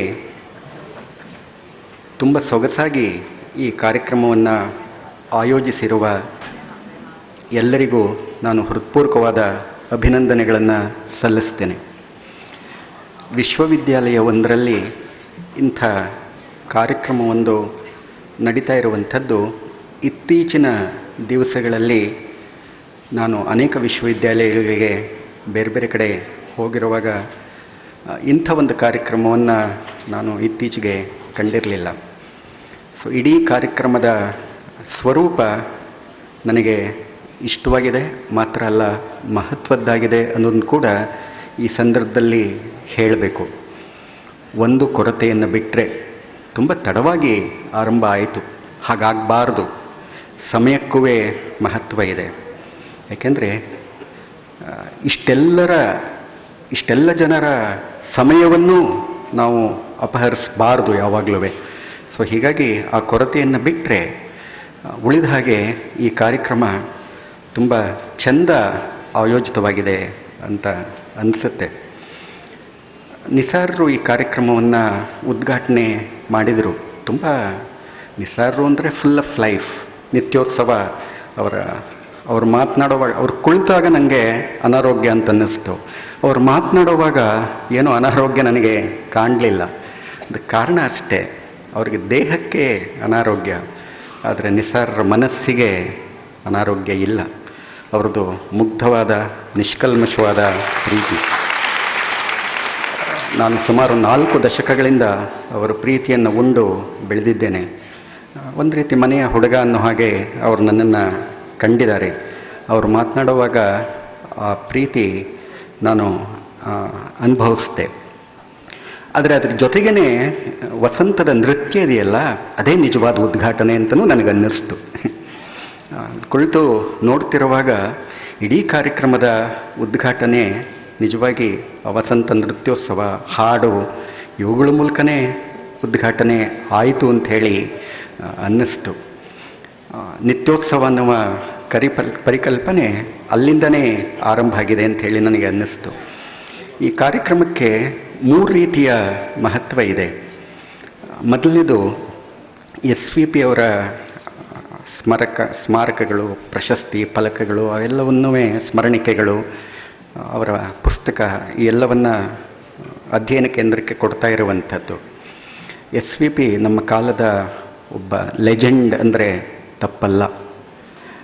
ನಿಜವಾಗಿಯೂ ಆ ಥರ ವ್ಯಕ್ತಿ. ನನಗೆ HK ರಂಗನಾಥ್ ಅವರ ಮೂಲಕ SVP ಅವರ ಬಗ್ಗೆ ವೈಯಕ್ತಿಕವಾಗಿ ನನಗೆ SVP ಅವರಷ್ಟಾಗಿ ಗೊತ್ತಿರಲಿಲ್ಲ. ಆದರೆ ಅವರ ಭಾವಮೈದುನ HK ರಂಗನಾಥ್ ನನಗೆ ತುಂಬ ಆತ್ಮೀಯರು. ಅವರ ಮೂಲಕ ನನಗೆ SVP ಅವರ ಬಗೆಗೆ ಸಾಕಷ್ಟು ವೈಯಕ್ತಿಕ ವಿಚಾರಗಳು, ಅವರ ಪಾಂಡಿತ್ಯ, ಅವರ ಹಾಸ್ಯ, ಹಾಗೆಯೇ ನಿಸಾರ್ ಅವರು ಹೇಳ್ತಾ ಇದ್ರಲ್ಲ, ಖಾಸಗಿಯಾಗಿ ಅವರು ಮಾತಾಡದೇ ಇದ್ದಂಥ, ವೇದಿಕೆಯಲ್ಲಿ ಹಂಚಿಕೊಳ್ಳಲಾಗದಂತಹ ಕೆಲವು ಮಾತುಗಳು, ಇನ್ನೂ ಸ್ಪಷ್ಟವಾಗಿ ಹೇಳಬೇಕು ಅಂದರೆ ಪೋಲಿ ಜೋಕ್ಸ್ಗಳು, ಈ ಎಲ್ಲವನ್ನ ರಂಗನಾಥ್ ನನಗೆ ಹೇಳ್ತಾ ಇದ್ದರು ಅನೇಕ ಸಂದರ್ಭಗಳಲ್ಲಿ. ಬಟ್ ಇದೆಲ್ಲದಕ್ಕಿಂತ ಹೆಚ್ಚಾಗಿ ಅವರ ವ್ಯಕ್ತಿತ್ವ ಯಾವ ಬಗೆಯದು ಅಂತಂದರೆ, ಎನ್ನ ಪಾಡೆನಗಿರಲಿ ಅದರ ಹಾಡನ್ನಷ್ಟೇ ನೀಡುವೆನು ರಸಿಕ ನಿನಗೆ, ಕಲ್ಲು ಸಕ್ಕರೆಯಂಥ ನಿನ್ನ ಮನ ಕರಗಿದರೆ ಆಸವಿಯ ಹಣಿಸು ನನಗೆ. ಬೇಂದ್ರೆಯವರ ಈ ಸಾಲುಗಳು ಬಹುಶಃ SVP ಅವರಿಗೆ ಅನ್ವಯ ಆಗೋ ಹಾಗೆ ಇನ್ಯಾರಿಗೂ ಅನ್ವಯ ಆಗೋದಿಲ್ಲ ಅಂಥೇಳಿ ಅನಿಸುತ್ತೆ. ಬದುಕಿನುದ್ದಕ್ಕೂ ಕಹಿಯನ್ನು ಉಂಡಂಥ, ಮನೆಯಲ್ಲಿ ತುಂಬ ಕಷ್ಟ ಇತ್ತು, ಚಿಕ್ಕ ಮಗು, ಈಗ ದೊಡ್ಡವರಾಗಿ ಇಲ್ಲಿ ಕೂತಿದ್ದಾರೆ. ಅವ್ರನ್ನ ಮನೇಲಿ ಬಿಟ್ಟರೆ ನೋಡ್ಕೊಳ್ಳೋರು ಇರಲಿಲ್ಲ. ಕ್ಲಾಸಿಗೆ ಕರ್ಕೊಂಡು ಹೋಗಿ ಆ ಮಗುನ ಕೂರಿಸ್ಕೊಂಡು SVP ಪಾಠ ಮಾಡ್ತಾಯಿದ್ರು. ಆ ಮಗು ಅಲ್ಲೆಲ್ಲೋ ಆಡ್ಕೊಳ್ತಾ ಇರೋದು. ಆ ಮಗು ಇಲ್ಲಿದೆ, ಈಗ ಬೆಳೆದು ದೊಡ್ಡವರಾಗಿ ಇಲ್ಲಿ ಕುಳಿತಿದ್ದಾರೆ. ಅಂದರೆ SVP ಬದುಕು ಹೇಗಿತ್ತು ಅಂತ. ಬಟ್ ಅವರು ಮಾಡಿದ ಸಾಧನೆಯನ್ನು ನೋಡಿದರೆ ಆಶ್ಚರ್ಯ ಅಂಥೇಳಿ ಅನಿಸುತ್ತೆ. ಅಂದರೆ ಸಾಧನೆಗೆ ಯಾವುದೂ ತೊಡಕಲ್ಲ ಅಂತ, ಯಾವುದೂ ನೆಪ ಅಲ್ಲ ಅಂತ. ಸೊ ಎಷ್ಟೋ ಸಲ ನಾನು ಒಮ್ಮೆ ತುಂಬ ಹಿರಿಯ IAS ಅಧಿಕಾರಿ ಒಬ್ಬರ ಆಫೀಸಿಗೆ ಹೋಗಿದ್ದಾಗ ಟೇಬಲ್ ಮೇಲೆ ಒಂದು ಬರಹ ನೋಡಿದೆ, don't give reasons, accept the fact ಅಂತ. ತುಂಬ ಚೆನ್ನಾಗಿದೆ ಇದು, don't give reasons, accept the fact ಅಂತ. ಅನೇಕ ಸಲ ನಾವೇನು ಮಾಡ್ತೀವಿ ಅಂದರೆ, ನಮ್ಮ ಸೋಲುಗಳಿಗೆ 1000 ಕಾರಣಗಳನ್ನು ಕೊಟ್ಕೊಳ್ತೀವಿ. ಆ ಕಾರಣಗಳು ಸಮರ್ಥನೆ ಆಗ್ಬೋದೇ ಹೊರತು ವಾಸ್ತವವನ್ನು ಬದಲಾಯಿಸೋದಿಲ್ಲ. ನಾನು ಯಾಕೆ ತಡವಾಗಿ ಬಂದೆ ಅಂತಂದರೆ, 100 ಕಾರಣ ಇರುತ್ತೆ, ವ್ಯಾಲಿಡ್ ರೀಸನ್ಸೇ ಇರಬಹುದು, ಬಟ್ ತಡ ಆಗಿದ್ದು ಸತ್ಯ. ನಾನು ಯಾಕೆ ಫೇಲ್ ಆದೆ ಅಂತಂದರೆ, 100 ಕಾರಣ ಇರ್ಬೋದು, ಆದರೆ ಫೇಲ್ ಆದಿದ್ದು ಸತ್ಯ ಅಷ್ಟೇ, ಅದು ಬದಲಾಗೋದಿಲ್ಲ. Don't give reasons. ಇಲ್ಲಿ ಬಹಳಷ್ಟು ಜನ ವಿದ್ಯಾರ್ಥಿಗಳಿದ್ದೀರಿ, ನೀವು ನೆನಪಲ್ಲಿಟ್ಕೋಬೇಕಾದ್ದು don't give reasons, accept the fact. ಕಾರಣಗಳನ್ನು ಕೊಡಬೇಡಿ. ಕಡೆಗೂ ಮುಖ್ಯ ಆಗೋದು ಯಾವುದು ಅಂತಂದರೆ, ನೀವು ಮಾಡುವ ಸಾಧನೆಗಳೇ ಹೊರತು ಕಾರಣಗಳಲ್ಲ. ಈ ಹೊತ್ತು SVP ಅವರನ್ನು ಬಲ್ಲವರಿಗೆ ಅವರ ಕಾರಣಗಳು, ಅವರ ವೈಯಕ್ತಿಕ ಬದುಕಿನ ಕಷ್ಟ ಸಂಕಟಗಳು ಗೊತ್ತಾಗುತ್ತೆ. ಆದರೆ ದಿನ ಕಳೆದ ಹಾಗೆ ಉಳಿಯುವಂಥದ್ದು ಈ ಸಂಕಟಗಳಲ್ಲ, ಸಾಧನೆಗಳು ಮಾತ್ರ ಅನ್ನೋದನ್ನು ನಂಗೆ ಅದಕ್ಕೇ ಸ್ಟೀಫನ್ ಹಾಕಿಂಗ್ ಯಾವಾಗಲೂ ನನಗೆ ನೆನಪಾಗುವಂಥದ್ದು. ಸ್ಟೀಫನ್ ಹಾಕಿಂಗ್ ನಿಜವಾಗಿ ವೀಲ್ ಚೇರ್ನಲ್ಲಿ ಕೂತು ಅವನು ಮಾಡಿದ ಸಾಧನೆ ಇದೆಯಲ್ಲ, ಬಟ್ ಸಮಥಿಂಗ್ ರಿಮಾರ್ಕಬಲ್. ನಮ್ಮ ಬಹಳಷ್ಟು ಜನರ ಬದುಕನ್ನು ನೋಡಿದರೆ ಹೀಗೆ ಕಷ್ಟದಲ್ಲೇ ಸಂಕಟದಲ್ಲೇ ಸಾಧನೆಯನ್ನು ಮಾಡಿದವರು. ಇದು ಒಂದು ರೀತಿ ನಮ್ಮ ವಿದ್ಯಾರ್ಥಿಗಳಿಗೆ ಯಾಕೆ, ನಮ್ಮೆಲ್ಲರಿಗೂ ಪಾಠ ಅನ್ನೋದನ್ನು ನೆನಪಲ್ಲಿಟ್ಕೋಬೇಕು. ಹೀಗಾಗಿ SVP ಕೇವಲ ಅವರ ವಿದ್ಯಾರ್ಥಿಗಳಿಗೆ ಮಾತ್ರ ಅಲ್ಲ, ನಮ್ಮೆಲ್ಲರಿಗೂ ಒಂದು ರೀತಿ ಮಾದರಿಯ ಗುರುವಾಗಿದ್ದರು ಅನ್ನೋದನ್ನು ನಾವು ನೆನಪಲ್ಲಿಟ್ಕೋಬೇಕು. ಅಂಥವರ ನಾನು ಕಳೆದ ಸಲ ವಿಶ್ವವಿದ್ಯಾಲಯಕ್ಕೆ ಬಂದಾಗ SVP ಅವರ ಹೆಸರನ್ನು ಅಧ್ಯಯನ ಕೇಂದ್ರಕ್ಕೆ ಇಡಬೇಕು ಅಂತಿತ್ತು. ಈ ಸಲ ಬಂದಾಗ SVP ಕನ್ನಡ ಅಧ್ಯಯನ ಸಂಸ್ಥೆ ಅನ್ನೋ ಹೆಸರನ್ನು ನೋಡಿ ನಿಜವಾಗಿಯೂ ಸಂತೋಷ ಆಯಿತು. ಒಂದು ರೀತಿ ಒಬ್ಬ ಶ್ರೇಷ್ಠ ಸಾಧಕನಿಗೆ ಸಲ್ಲಿಸಬಹುದಾದ ಗೌರವಗಳಲ್ಲಿ ಇದೂ ಒಂದು. ಹೆಸರಿಟ್ಟು ಮಾತ್ರಕ್ಕೆ ಅದನ್ನು ಗೌರವ ಅಂತ ನಾನು ಭಾವಿಸೋದಿಲ್ಲ. ನಿಜವಾಗಿ ಒಬ್ಬ ಲೇಖಕನ, ಒಬ್ಬ ಸಾಧಕನ ನಿಜವಾದ ಗೌರವ ಆತನ್ನು ನಾವು ಅಧ್ಯಯನ ಮಾಡೋದ್ರ ಮೂಲಕನೇ ಅನ್ನೋದು ಸಾಹಿತ್ಯದ ವಿದ್ಯಾರ್ಥಿಯಾದ ನಮಗೆಲ್ಲರಿಗೂ ಗೊತ್ತು. ಆದರೆ ಈ ಥರ ಗೌರವವು ಬೇಕು. ಮತ್ತಂಥವರನ್ನು ನಾವು ನೆನಪಿಸ್ಕೋಬೇಕು. ಇವತ್ತು ನಮಗೆ ಮಾದರಿಗಳೇ ಇಲ್ದಾಗಿದೆ ರೀ.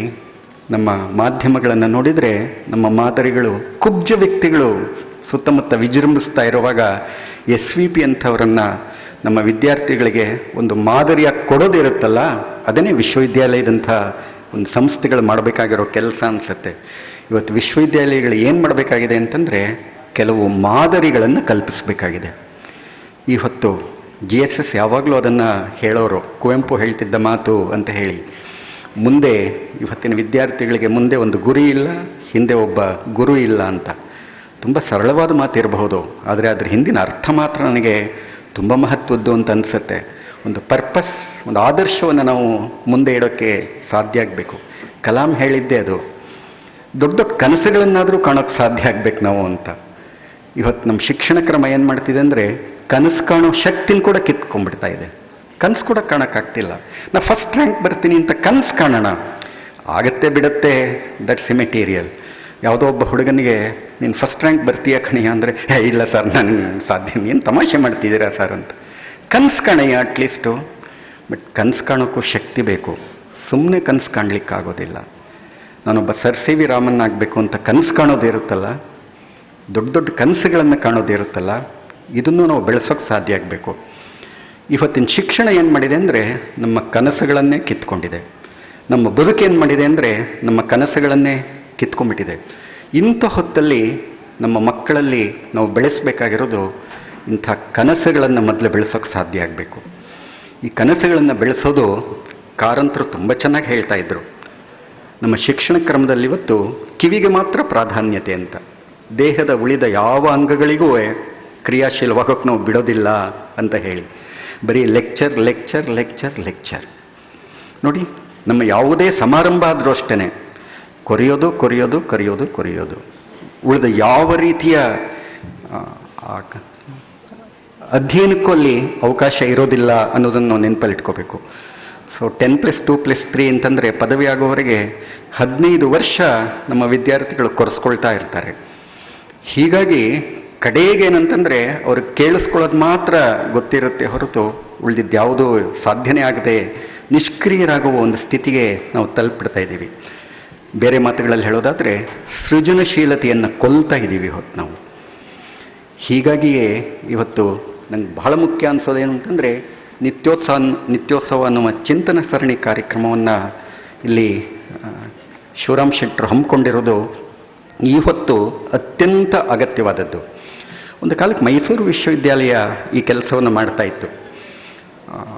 ಪ್ರಚಾರೋಪನ್ಯಾಸ ಮಾಲೆ ಅನ್ನುವ ಹೆಸರಿನಲ್ಲಿ ಬೇರೆ ಬೇರೆ ಕಡೆ ಹೋಗಿ ತುಂಬ ಒಳ್ಳೆ ಸ್ಕಾಲರ್ಸು ಸಾಮಾನ್ಯ ಜನರಿಗೆ ಅರ್ಥವಾಗುವ ಭಾಷೆಯಲ್ಲಿ, ಇದು ಬಹಳ ಮುಖ್ಯ. ಇದು ಎಷ್ಟೋ ಸಲ ತುಂಬ ಚೆನ್ನಾಗಿ ಮಾತನಾಡೋರು ಕೂಡ ಇವತ್ತು ಸಿಗೋದಿಲ್ಲ. ಏನು ಬೋರ್ ಮಾಡ್ತಾರ್ರಿ, ಕೇಳಿಸ್ಕೊಳ್ಳೋಕೆ ಕೂಡ ಆಗೋದಿಲ್ಲ, ಮತ್ತು ಅರ್ಥ ಕೂಡ ಆಗೋದಿಲ್ಲ ನಮಗೆ ಅನೇಕ ಸಂದರ್ಭಗಳಲ್ಲಿ.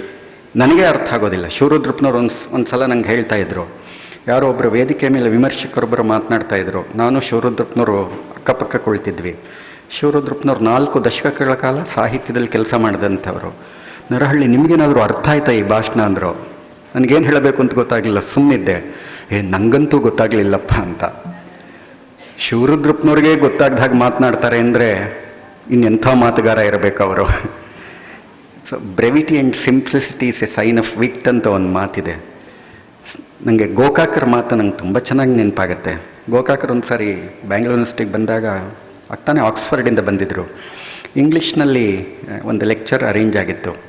ನಮಗೆಲ್ಲ ಆಗ ಇಂಗ್ಲೀಷ್ ಅಷ್ಟು ಚೆನ್ನಾಗಿ ಬರ್ತಾ ಇರಲಿಲ್ಲ, ಸಾಮಾನ್ಯವಾಗಿ ಅರ್ಥವಾಗುವಷ್ಟು ಇಂಗ್ಲೀಷು. ಆಕ್ಸ್ಫರ್ಡಿಂದ ಬಂದ ಈ ಸ್ಕಾಲರ್ ಹೇಗೆ ಮಾತನಾಡ್ತಾರೋ ಏನೋ ಅಂತ ನಾವು ತುಂಬ ಸಂಕೋಚದಿಂದನೇ ಗೋಕಾಕ್ ನೋಡಬೇಕು ಅಂತ ನಾವು ಹೋಗಿದ್ವಿ. ಗೋಕಾಕ್ ಸುಮಾರು 1-1.5 ಗಂಟೆ ಇಂಗ್ಲೀಷ್ನಲ್ಲಿ ಮಾತನಾಡಿದರು. ಆದಮೇಲೆ ನಮಗೆ ಗೊತ್ತಾಯ್ತು ಅವ್ರು ಇಂಗ್ಲೀಷಲ್ಲಿ ಮಾತಾಡಿದರು ಅಂತ. ಕನ್ನಡದಲ್ಲಿ ಮಾತನಾಡಿದಾಗೆ ಇತ್ತು, ನಮಗೆ ಅಷ್ಟರ್ಥ ಆಗಿತ್ತು. ಅಂದರೆ ಹೀಗೆ ತುಂಬ ಆಕರ್ಷಕವಾಗಿ ಮಾತನಾಡೋದು ಕಲೆ ಕೂಡ ಹೊರಟೋಗಿದೆ ಇವತ್ತು. ಅನೇಕ ಸಂದರ್ಭಗಳಲ್ಲಿ ನಮ್ಮ ಮೇಸ್ಟ್ರುಗಳು ಕೂಡ ಮಹಾ ಬೋರ್ ಮಾಡ್ತಿರ್ತಾರೆ ರೀ. ತುಂಬ ಚೆನ್ನಾಗಿ ಚೆನ್ನಾಗಿ ಪಾಠ ಮಾಡೋ ಮೇಸ್ಟ್ರುಗಳು ಕೂಡ ಇವತ್ತಂಥ ಸಂಖ್ಯೆ ಕಡಿಮೆ ಆಗಿದೆ ಅಂತ ಹೇಳಿ ನಮಗೆ ಅನೇಕ ಸಲ ಅನ್ಸುತ್ತೆ. ಇದಕ್ಕೆ ಕಾರಣವೂ ತುಂಬ ಸರಳವಾದ ಕಾರಣ, ಅಧ್ಯಯನ ಹೊರಟೋಗಿದೆ ಅನ್ನೋದು. ಸೊ ಹೀಗಾಗಿ ಪ್ರಚಾರೋಪನ್ಯಾಸ ಮಾಲೆಯಲ್ಲಿ ತೀನಂ ಶ್ರೀ ಪಂಪನ್ ಬಗ್ಗೆ ಪುಸ್ತಕ ಬರೆದ್ರಲ್ಲ, ಪ್ರಚಾರೋಪನ್ಯಾಸ ಮಾಲೆಯ ಪುಸ್ತಕ ಅದು. ಈ ಹೊತ್ತು ನನಗನ್ಸುತ್ತೆ ಪಂಪನ್ ಬಗ್ಗೆ ಎಷ್ಟೇ ಅಧ್ಯಯನ ಆದ್ರೂ ಬೆಸ್ಟ್ ರೆಫರೆನ್ಸ್ ಬುಕ್ ಪಂಪನ್ ಬಗ್ಗೆ ಯಾವ್ದಾರು ಇದ್ದರೆ ಅದು ತೀನಂ ಶ್ರೀ ಅವ್ರ ಪಂಪನೆ ಅಂತ. ನೋಡಿ, ಹೀಗೆ ನಾಡು ನುಡಿಯ ಬಗೆಗಿನ ಚಿಂತನೆಯನ್ನು ಬೆಳೆಸುವಂತಹ ಒಂದು ಕಾರ್ಯಕ್ರಮದ ಪರಿಕಲ್ಪನೆಯೇ ಶಿವರಾಮ್ ಶೆಟ್ರೆ ಅದ್ಭುತವಾಗಿದೆ. ಇದೇನಂತಂದರೆ ಇದು ಸಾಧ್ಯ ಆಗಬೇಕು, ಇದನ್ನು ನಿರಂತರವಾಗಿ ನಡೆಸ್ಕೊಂಡು ಹೋಗೋಕ್ಕೆ ಸಾಧ್ಯ ಆಗಬೇಕು. ಸೊ ಇವತ್ತು ನಮ್ಮ ಮಕ್ಕಳನ್ನು ಆ ದಿಕ್ಕಿನಲ್ಲಿ ಯೋಚನೆ ಮಾಡೋ ಹಾಗೆ ಒಂದು ಸರಳ ಸಂಗತಿ ಅಷ್ಟೇ, ಒಂದು ಆಲೋಚನೆಯನ್ನು ಅವ್ರ ಮನಸ್ಸಿನಲ್ಲಿ ಹಾಕಿದರೆ, ಆಲೋಚನೆಯು ಹೇಗಿರಬೇಕು ಅಂದರೆ, ಚಿಕ್ಕನ್ನಲ್ಲಿ ನಾವೆಲ್ಲ ನಿಜವಾಗಿಯೂ ನಮ್ಮಮ್ಮ ಕತೆ ಹೇಳ್ತಾ ಇದ್ರು ನನಗೆ, ಅನೇಕ ಕಥೆಗಳನ್ನು ಹೇಳೋರು. ನಮ್ಮ ಮನೆಯಲ್ಲಿ 2 ವರ್ಷದ ನನಗೆ ಮೊಮ್ಮಗಳಿದ್ದಾಳೆ. ಅವಳ ಮೊಮ್ಮಗಳದ್ದು ಒಂದೇ ಹಠ, ಕತೆ ಹೇಳು ಕತೆ ಹೇಳು ಕತೆ ಹೇಳು ಕತೆ ಹೇಳು ಅಂತ. ಮಕ್ಕಳಿಗೆ ಕತೆ ಇಷ್ಟ ಆಗೋ ಹಾಗೆ ಇನ್ಯಾವುದು, ಮಕ್ಕಳಿಗೇನೆಲ್ಲರಿಗೂ ಅಷ್ಟೇ. ಅವಳಿಗೆ ಏನೇನೋ ಕತೆ ನಾವು ನಮಗೆ ತಿಳಿದ ಕಥೆಯನ್ನೆಲ್ಲ ಹೇಳ್ತೀವಿ, ಆದರೆ ಸಾಲದು, ಅವಳು ಇನ್ನೂ ಕತೆ ಹೇಳು ಅಂತೇಳಿ ಏನೋ ಸೃಷ್ಟಿ ಮಾಡಿ ಹೇಳ್ತಾ ಇರ್ತೀವಿ ನಾವು. ಆ ಸಂದರ್ಭದಲ್ಲಿ ನಾವು ಕ್ರಿಯೇಟಿವ್ ಆಗಿರ್ತಿರ್ತೀವಿ.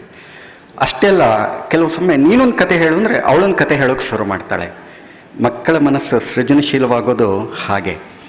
ಸೃಜನಶೀಲ ಆಗ್ತಾ ಆಗ್ತಾ ಕೇವಲ ಸೃಜನಶೀಲ ಆಗೋದಲ್ಲ, ಕನ್ನಡ ನಾಡು ನುಡಿಯ ಚಿಂತನೆ ಎನ್ನುವಾಗ ನನಗೆ ಬಹಳ ಮುಖ್ಯ. ನಮ್ಮಮ್ಮ ಹೇಳಿದೊಂದು ಕತೆ ಈಗಲೂ ನನಗೆ ತುಂಬ ಚೆನ್ನಾಗಿ ನೆನಪಿದೆ. ಆ ಕಥೆನ ಹೇಳ್ತೀನಿ. ಕತೆ ಯಾಕೆ ಅಂತಂದರೆ, ಆ ಕತೆ ಕೇಳಿದಾಗ ನಂಗೆ ಇಷ್ಟೆಲ್ಲ ಅನಿಸ್ತಿರ್ಲಿಲ್ಲ. ಬಟ್ ದೊಡ್ಡವನಾಗ್ತಾ ಆಗ್ತಾ ಬೆಳೀತಾ ಈ ಕಥೆಗೆ ಇಷ್ಟೆಲ್ಲ ಅರ್ಥ ಇದೆಯಾ ಅನ್ಸೋಕ್ಕೆ ಶುರು ಆಯಿತು. ಒಬ್ಬ ರಾಜ್ಕುಮಾರ ಇರ್ತಾನೆ, ಅವನಿಗೆ ಮದುವೆ ಆಗಬೇಕು ಅಂತ ಹೇಳಿ ತೀರ್ಮಾನ ಮಾಡ್ತಾನೆ. ಒಂದೊಂದು ಕಂಡೀಷನ್ ಇರುತ್ತೆ, ನಾನೊಂದು ಸೇರು ಭತ್ತ ಕೊಡ್ತೇನೆ, ಆ ಭತ್ತವನ್ನು ಯಾರು ತಗೊಂಡು ಅದರಲ್ಲಿ ನನಗೆ ತುಂಬ ಚೆಂದ ಅಡುಗೆ ಮಾಡಿ ಬಡಿಸ್ತಾರೋ ಅವ್ರನ್ನ ನಾನು ಮದುವೆ ಆಗ್ತೀನಿ ಅಂತ ಹೇಳಿ ಅವನು ಒಂದು ಷರತ್ತನ್ನು ಹಾಕ್ತಾನೆ. ಯಾರೂ ಅದಕ್ಕೆ ಸಿದ್ಧ ಆಗೋದಿಲ್ಲ. ಒಬ್ಬ ಹಳ್ಳಿಯ ಹೆಣ್ಮಗಳು ಈ ಸವಾಲನ್ನು ಒಪ್ಕೊಳ್ತಾಳೆ. ಅವಳು ಒಂದು ಸೇರು ಆ ಭತ್ತವನ್ನು ತಗೊಳ್ತಾಳೆ, ಕುಟ್ತಾಳೆ, ಆ ತೌಡನ್ನು ಮಾರ್ತಾಳೆ, ಅದರಿಂದ ಬೇಕಾದ ಸಲಕರಣೆಗಳನ್ನು ತಗೊಳ್ತಾಳೆ, ಅಡುಗೆ ಮಾಡ್ತಾಳೆ. ಆ ರಾಜಕುಮಾರ ತನ್ನ ಪರಿವಾರದ ಜೊತೆ ಬರ್ತಾನೆ. ಆ ಪರಿವಾರದ ಜೊತೆ ಬಂದು ಕುದುರೆ ಪರಿವಾರ ಎಲ್ಲ ಬರುತ್ತೆ. ಇವಳು ಅವನ ಸ್ನೇಹಿತನ ಜೊತೆ ಬಂದಿರ್ತಾನೆ, ಊಟಕ್ಕೆ ಬಡಿಸ್ತಾಳೆ. 2-3 ಎಲೆ ಹಾಕಿರ್ತಾಳೆ. ಆದರೆ ರಾಜ್ಕುಮಾರ ಒಬ್ಬನೇ ಬಂದು ಕೂತ್ಕೊಳ್ತಾನೆ, ಊಟ ಮಾಡ್ತಾನೆ. ತುಂಬ ಸಂತೃಪ್ತಿಯಾಗಿ ಊಟ ಮಾಡ್ತಾನೆ. ಊಟ ಎಲ್ಲ ಆದಮೇಲೆ ಅವನು ಹೇಳ್ತಾನೆ, ಸಂತೋಷ ಆಗುತ್ತೆ ಅವನಿಗೆ, ಈ ಹುಡುಗಿಯನ್ನು ನಾನು ಮದುವೆ ಆಗ್ತೇನೆ ಅಂತ ಹೇಳಿ ಅವನು ಡಿಕ್ಲೇರ್ ಮಾಡ್ತಾನೆ. ಅಲ್ಲಿದ್ದವ್ರಿಗೆಲ್ಲ ಆಶ್ಚರ್ಯ ಮತ್ತು ಸಂತೋಷ ಆಗತ್ತೆ. ಆದರೆ ಆ ಹುಡುಗಿ ತಕ್ಷಣ ಹೇಳ್ತಾಳೆ, ನಾನು ಮದುವೆ ಆಗಲ್ಲ ಅಂತ. ಒಬ್ಬ ಹಳ್ಳಿಯ ಹೆಣ್ಮಗಳಿವಳು ರಾಜ್ಕುಮಾರನಿಗೆ ಹೇಳೋದು, ನಾನು ಮದುವೆ ಆಗಲ್ಲ ಅಂತಾಳೆ. ಆಗ ಎಲ್ಲರಿಗೂ ಆಶ್ಚರ್ಯ ಆಗುತ್ತೆ, ರಾಜ್ಕುಮಾರನಿಗೂ ಆಶ್ಚರ್ಯ ಆಗುತ್ತೆ. ಯಾಕೆ ಅಂತ ಕೇಳ್ತಾಳೆ. ಆಗ ಹೆಣ್ಮಗಳು ಹೇಳ್ತಾಳಂತೆ, ಅಯ್ಯ ರಾಜ್ಕುಮಾರ, ನೀನು ನಿನ್ನ ಸ್ನೇಹಿತ ಬಂದಿದ್ರಿ ಅಂತ ನಾನು 2 ಎಲೆ ಹಾಕಿದ್ದೆ, ನೀನು ಒಬ್ಬನೇ ಬಂದು ಕೂತ್ಕೊಂಡು ಊಟ ಮಾಡಿದೆ. ಸ್ನೇಹಿತ ಊಟ ಮಾಡಿದ್ನೋ ಇಲ್ವೋ ಅಂತ ಹೇಳಿ ನೀನು ತಲೆ ಬಿಸಿ ಮಾಡಿಕೊಳ್ಳಲಿಲ್ಲ. ನೀನು ಕುದುರೆ ಪರಿವಾರದ ಜೊತೆ ಎಲ್ಲ ಬಂದಿದೆಯಾ, ಆ ಕುದುರೆ ನೀರು ಕುಡಿತಾ ಹುಲ್ಲು ತಿಂತ ಅದ್ರ ಬಗ್ಗೆ ಯೋಚನೆ ಮಾಡಲಿಲ್ಲ. ಪರಿವಾರ ಅದ್ರ ಬಗ್ಗೆ ಯೋಚನೆ ಮಾಡಲಿಲ್ಲ.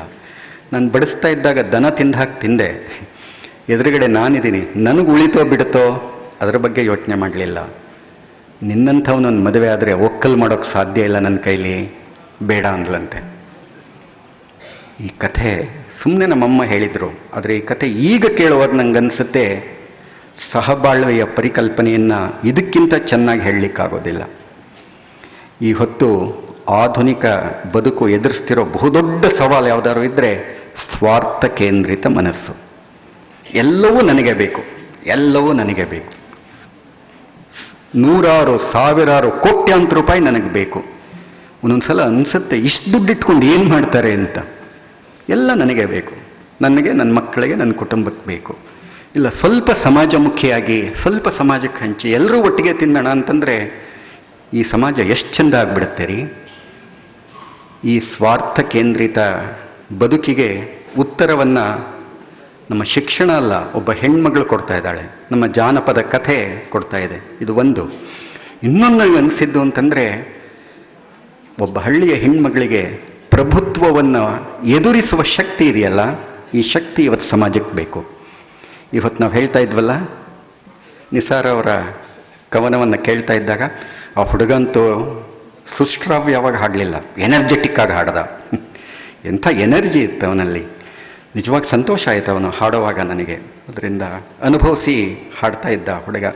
ಇದು ಪ್ರತಿಭೆ ಅನ್ನುವಂಥದ್ದು. ಪ್ರತಿಭೆ ಅಂದರೆ ಮಾಹಿತಿ ಸಂಗ್ರಹ ಮಾತ್ರ ಅಲ್ಲ. ಈ ಹೊತ್ತು ಪ್ರತಿಭೆಯನ್ನು ನಾವು ಯಾವ ಮಟ್ಟಕ್ಕೆ ಇಳಿಸ್ಬಿಟ್ಟಿದ್ದೀವಿ ಅಂತಂದರೆ ಇನ್ಫಾರ್ಮೇಷನ್ ಕಲೆಕ್ಷನ್ ಅಷ್ಟೇ. ಮಾಹಿತಿ ಸಂಗ್ರಹಕ್ಕೆ ಪ್ರತಿಭೆಯನ್ನು ತಂದು ನಿಲ್ಲಿಸ್ಬಿಟ್ಟಿದ್ದೀವಿ. ಹೀಗಾಗಿ ಯಾವ ಕ್ಷೇತ್ರದಲ್ಲೂ ಕ್ರಿಯೇಟಿವಿಟಿ ಸಾಧ್ಯ ಇಲ್ಲ. ಕ್ರಿಯೇಟಿವಿಟಿ ಅಂತಂದರೆ ಬರೀ ಹ್ಯುಮ್ಯಾನಿಟೀಸ್ ಅಂತ ಅಂದ್ಕೊಂಡಿದ್ದೀವಿ, ಸುಳ್ಳು. ಇವತ್ತೊಬ್ಬ ಒಳ್ಳೆ ಸೈಂಟಿಸ್ಟ್ ಹುಟ್ಟುತ್ತಾ ಇಲ್ಲ, ಬೇಸಿಕ್ ಸೈನ್ಸ್ ಹೊರಟೋಗ್ತಾ ಇದೆ ಇವತ್ತು. ನೆನಪಲ್ಲಿ ಇಟ್ಕೊಳ್ಳಿ, ಎಲ್ಲ ಅಪ್ಲೈಡ್ ಸೈನ್ಸ್ ಮಾತ್ರ ಇವತ್ತು ಪ್ರಾಮುಖ್ಯತೆಯನ್ನು ಪಡೀತಾ ಇದೆ ಹೊರತು basic science, physics, chemistry, mathematics, ಇವತ್ತು ನಮ್ಮ ಡಿಗ್ರಿ ಕಾಲೇಜ್ಗಳಲ್ಲಿ ಸೈನ್ಸ್ ಫ್ಯಾಕಲ್ಟಿಯನ್ನು ಮುಚ್ತಾ ಇದ್ದಾರೆ. ಎಂಥ ದುಸ್ಥಿತಿಯನ್ನು ತಲುಪ್ತಾ ಇದ್ದೀವಿ ಅಂತ. ಮುಂದೆ ಸಂಶೋಧನೆ ಅನ್ನೋದು ಆ ವಿಂಗೇನೆ ಹೊರಟೋದ್ರೆ ನಾವೇನು ಆಶ್ಚರ್ಯ ಪಡಬೇಕಾಗಿಲ್ಲ ಅನ್ನೋ ಸ್ಥಿತಿಯನ್ನು ಕ್ರಮೇಣ ನಾವು ತಲುಪಿಬಿಡಬಹುದೋ ಏನೋ. ಸೊ ಈ ಪ್ರಭುತ್ವವನ್ನು ಎದುರಿಸುವ ಶಕ್ತಿಯನ್ನು ಈ ಹಳ್ಳಿಯ ಹೆಣ್ಮಗಳು ಎಲ್ಲಿಂದ ಪಡೆದ್ಲು? ಹೀಗೆ ಸಹಬಾಳ್ವೆಯ ಪರಿಕಲ್ಪನೆಯನ್ನು, ಪ್ರಭುತ್ವವನ್ನು ಎದುರಿಸುವ ಶಕ್ತಿಯನ್ನು ಆ ಕತೆ ಎಳೆಯ ಮನಸ್ಸಿಗೆ ತಂದುಕೊಡುತ್ತೆ. ಚಿಕ್ಕನ್ನಲ್ಲಿ ಇಂಥವೆಲ್ಲ ನಮ್ಮ ಮನಸ್ಸಿಗೆ ತಲುಪಿದರೆ, ಹರೆಯದ ಮನಸ್ಸುಗಳಿಗೆ ಇಂಥ ಕಥೆಯನ್ನು ನಾವು ಹೇಳೋಕ್ಕೆ ಸಾಧ್ಯ. ಆದರೆ ಅವರ ಮನಸ್ಸು ರೂಪುಗೊಳ್ಳುವ ಕ್ರಮವೇ ಬೇರೆ, ಅವರ ವ್ಯಕ್ತಿತ್ವ ರೂಪುಗೊಳ್ಳುವ ಕ್ರಮವೇ ಬೇರೆ. ಶಿವರಾಮ್ ಶೆಟ್ಟರೆ, ನಿಜವಾಗಿಯೂ ಈ ನಾಡು ನುಡಿಯ ಚಿಂತನ ಕಾರ್ಯಕ್ರಮದ ಮೂಲಕ ನಾವೇನು ಮಾಡ್ಬೋದು ಅಂತಂದರೆ, ಮಕ್ಕಳ ಮನಸ್ಸಿನಲ್ಲಿ ಈ ಬಗೆಯ ಚಿಂತನೆಯನ್ನು, ಅನೇಕ ಆಲೋಚನೆಗಳನ್ನು ನಾವು ಬೆಳೆಸಲಿಕ್ಕೆ ಸಾಧ್ಯ. ಇದ್ರ ಜೊತೆಗೆ ಭೈರಪ್ಪ ಅವರಲ್ಲಿ ನನ್ನ ರಿಕ್ವೆಸ್ಟ್ ಏನು ಅಂತಂದರೆ, ಈ ವಿಶೇಷ ಉಪನ್ಯಾಸಗಳನ್ನು ಇಂಥದನ್ನು ಮಾಡಿದಾಗ ಅದನ್ನು ಪಬ್ಲಿಷ್ ಮಾಡೋಕ್ಕೆ ಸಾಧ್ಯ ಆಗಬೇಕು. ಅದನ್ನು ಸಣ್ಣ ಸಣ್ಣ ಪುಸ್ತಕ ಆಗಬೇಕು. ಮತ್ತು ಅವ್ರ ಬಗ್ಗೆ ನಾನು ನಿಸಾರ್ ಅವರು ಮೆಚ್ಚುಗೆಯ ಮಾತನ್ನು ಹೇಳಿದರು. ಆದರೆ ಅದಕ್ಕಿಂತ ನನಗೆ ರಾಮಚಂದ್ರ ಅವರು ಬೆಳಗ್ಗೆ ಅವ್ರ ಬಗ್ಗೆ ಮಾತನಾಡ್ತಾ ಇದ್ದರು.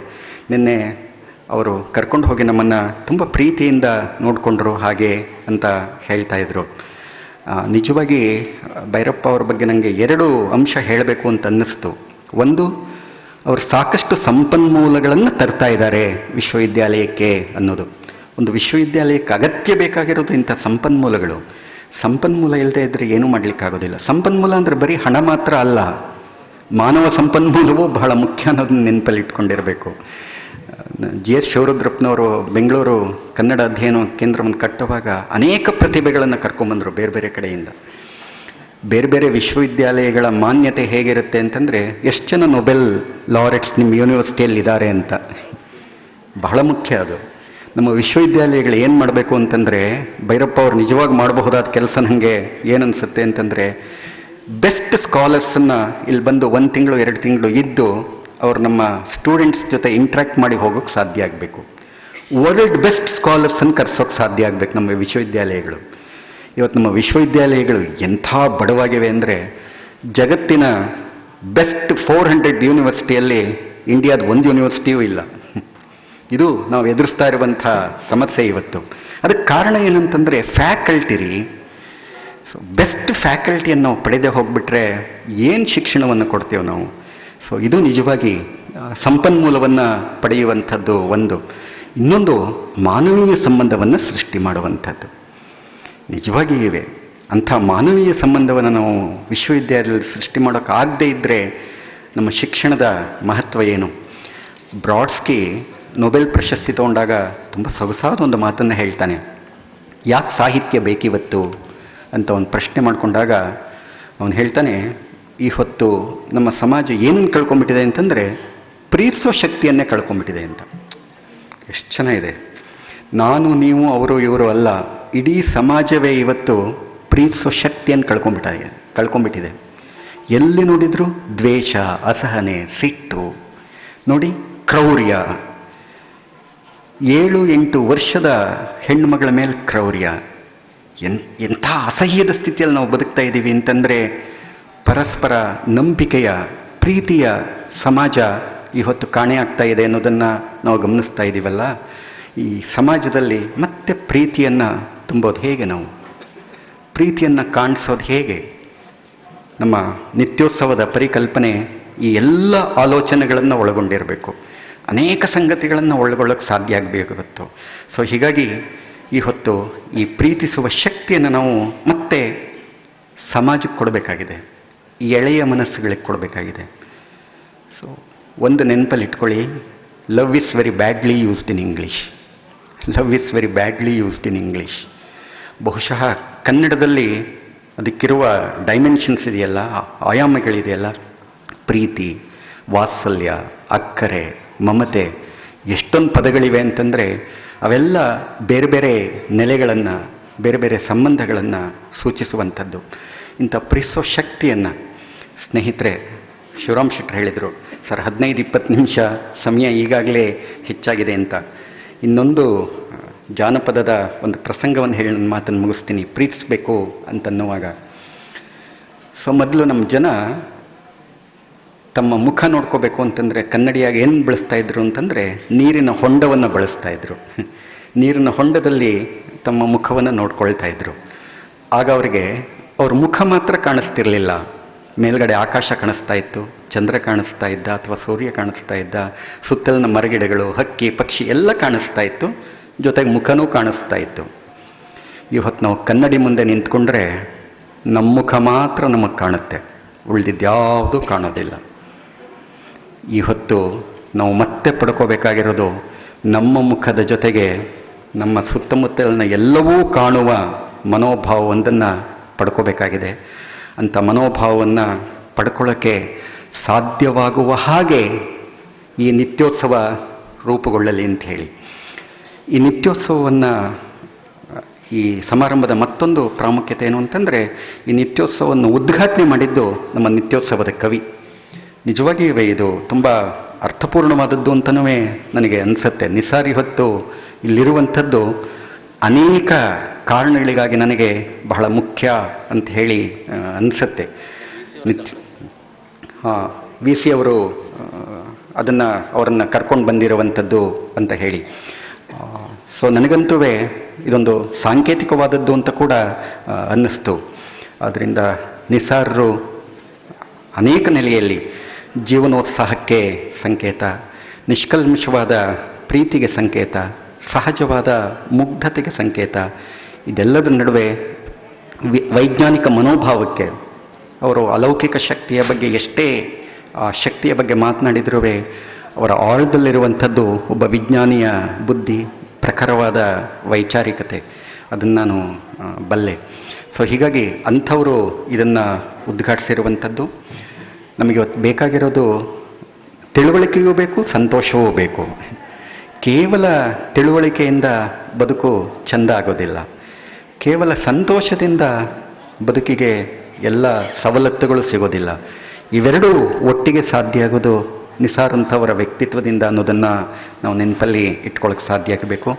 ಸೊ ಹೀಗೆ ಈ ಹೊತ್ತಿನ ಕಾರ್ಯಕ್ರಮ ಅನೇಕ ಸಂಗತಿಗಳನ್ನು ಒಳಗೊಂಡಿದೆ.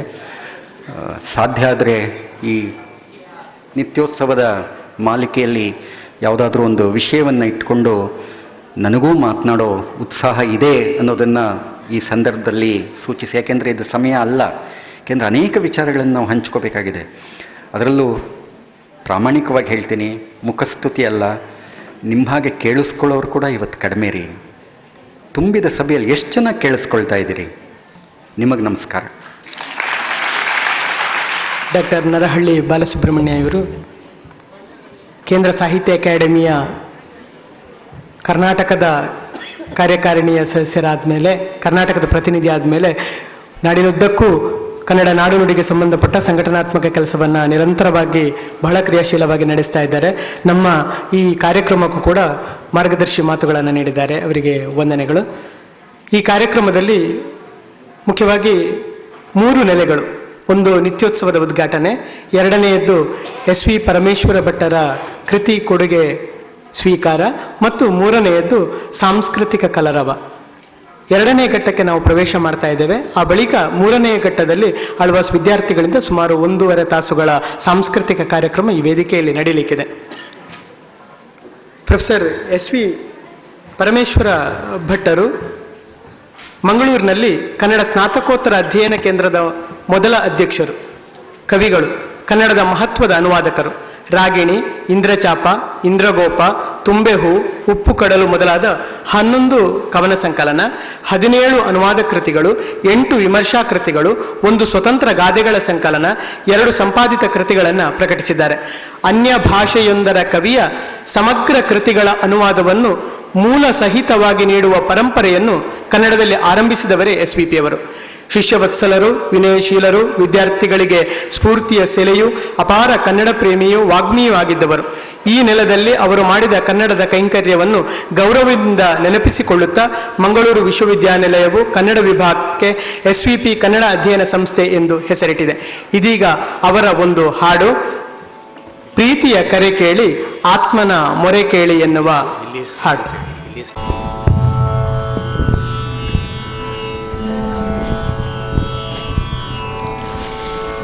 ಪ್ರೀತಿಯ ಕರೆ ಕೇಳಿ ಆತ್ಮನ ಮೊರೆ ಕೇಳಿ ಇವತ್ತು ನಿಂಬೆಯೇ ಹಚ್ಚ ನಲ್ಲನೇ ಬಂದೆಂದು ಕಣ್ಣಾರೆ ಕಣ್ಣೆಂದು ಮನೆಯೆಲ್ಲ ಹೊಳೆದಂತೆ ಹಚ್ಚ ಪ್ರೀತಿಯ ಕರೆ ಕೇಳಿ ಆತ್ಮನ ಮೊರೆ ಕೇಳಿ ಬಂದು ನಿಂಬೆಯೇ ಹಚ್ಚ ನಲ್ಲನೇ ಬಂದೆಂದು ಕಣ್ಣಾರೆ ಕಣ್ಣೆಂದು ಮನೆಯೆಲ್ಲ ಹೊಳೆದಂತೆ ಹಚ್ಚ ಪ್ರೀತಿಯ ಕರೆ ಕೇಳಿ ಆತ್ಮನ ಮೊರೆ ಕೇಳಿ ಬಂದು ನಿಂಬೆಯೇ ಹಚ್ಚ ಕವಿಗೆಜ್ಜೆ ಗುಡಿಸುತ್ತ ಕಣ್ಣೀರ ಮಿಡಿಯುತ್ತ ಇರುಳಾಕೆ ಬಂದಳು ದೀಪ ಹಚ್ಚ ಕರಿಗೆಜ್ಜೆ ಗುಡಿಸುತ್ತ ಕಣ್ಣೀರ ಮಿಡಿಯುತ್ತ ಇರುಳಾಕೆ ಬಂದಳು ದೀಪ ಹಚ್ಚ ಬಾನಿನಂಗಳದಲ್ಲಿ ಚುಕ್ಕಿ ಹೊಳೆದೆಸವಂತೆ ಬಾನಿನಂಗಳದಲ್ಲಿ ಚುಕ್ಕಿ ಹೊಳೆದೆಸವಂತೆ ನನ್ನ ಮನದಂಗಳದಿ ದೀಪ ಹಚ್ಚ ಪ್ರೀತಿಯ ಕರೆ ಕೇಳಿ ಆತ್ಮದ ಮೊರೆ ಕೇಳಿ ಬಂದು ನಿಂಬೆಯೇ ದೀಪ ಹಚ್ಚ ಹಳೆಗಾಳು ಸತ್ತಿತ್ತು ಕೊಳೆಗಾಳು ಹುಟ್ಟಿತ್ತು ಹೊಸಗಾಳು ಹುಟ್ಟಿತ್ತು ದೀಪ ಹಚ್ಚ ಹಳೆಗಾಳು ಸತ್ತಿತ್ತು ಕೊಳೆಗಾಳು ಸುಟ್ಟಿತ್ತು ಹೊಸಗಾಳು ಹುಟ್ಟಿತ್ತು ದೀಪ ಹಚ್ಚ ಪ್ರೀತಿಯ ರತಿಗೆ ನೀ ಬೆಳಕಿನ ಹಾರತಿ ಪ್ರೀತಿಯ ರತಿಗೆ ನೀ ಬೆಳಕಿನ ಹಾರತಿ ಬೆಳಗಿಕಲಾರತಿ ದೀಪ ಹಚ್ಚ ಪ್ರೀತಿಯ ಕರೆ ಕೇಳಿ ಆತ್ಮನ ಮೊರೆ ಕೇಳಿ ಬಂದು ನಿಂಬೆಯೇ ದೀಪ ಹಚ್ಚ ವಿಶ್ವಮೋಹಿತ ಚರಣ ವಿವಿಧ ವಿಶ್ವಾಭರಣ ಆನಂದದ ಕಿರಣ ದೀಪ ಹಚ್ಚ ವಿಶ್ವಮೋಹಿತ ಚರಣ ವಿವಿಧ ವಿಶ್ವಾಭರಣ ಆನಂದದ ಕಿರಣ ದೀಪ ಹಚ್ಚ ನೀನೆಂಬ ಜ್ಯೋತಿಯಲ್ಲಿ ನಾನೆಂಬ ಪತಂಗ ಸೋತ ಹುಲಿಯೇಳಲಿ ದೀಪ ಹಚ್ಚ ನೀನೆಂಬ ಜ್ಯೋತಿಯಲ್ಲಿ ನಾನೆಂಬ ಪತಂಗ ಸೋತ ಹುಲಿಯೇಳಲಿ ದೀಪ ಹಚ್ಚ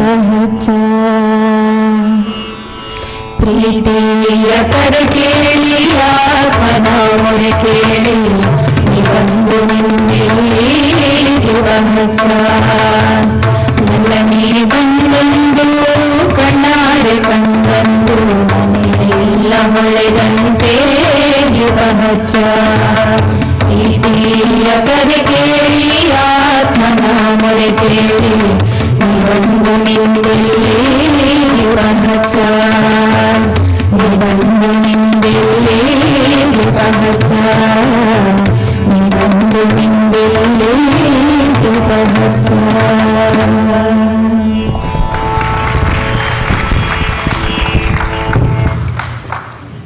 ಸುಶ್ರಾವ್ಯವಾಗಿ ಹಾಡಿದ ವಿವಿಧ ಸ್ನಾತಕೋತ್ತರ ವಿಭಾಗದ ವಿದ್ಯಾರ್ಥಿ ಗಾಯಕಿಯರಿಗೆ ವಂದನೆಗಳು. ಪ್ರೊಫೆಸರ್ ಎಸ್ ವಿ ಪರಮೇಶ್ವರ ಭಟ್ಟರು ನಿರತ ಅಧ್ಯಯನಶೀಲರು ಅಂತ ನಾವು ಕೇಳಿ ತಿಳಿದಿದ್ದೇವೆ.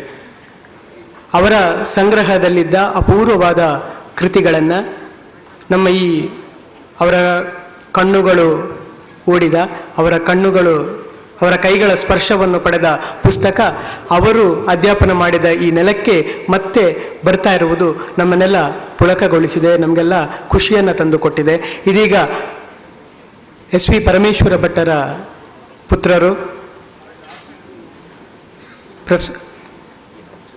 ಎಸ್ ಪಿ ರಾಮಚಂದ್ರ ಅವರು ಬೆಂಗಳೂರಿನಲ್ಲಿ ಚಾರ್ಟೆಡ್ ಅಕೌಂಟೆಂಟ್ ಹುದ್ದೆಯಲ್ಲಿ ಇರುವಂಥ ಇಂಜಿನಿಯರ್ ಆಗಿ ಇರುವವರು. ಅವರ ಕುಟುಂಬದವರು ಜೊತೆಗೂಡಿದ್ದಾರೆ. ಇವರೆಲ್ಲ ಆಗಮಿಸಿ ನಮಗೆ ಈ ಕೃತಿಗಳನ್ನು ಕೊಡುಗೆಯಾಗಿ ನೀಡ್ತಾ ಇದ್ದಾರೆ.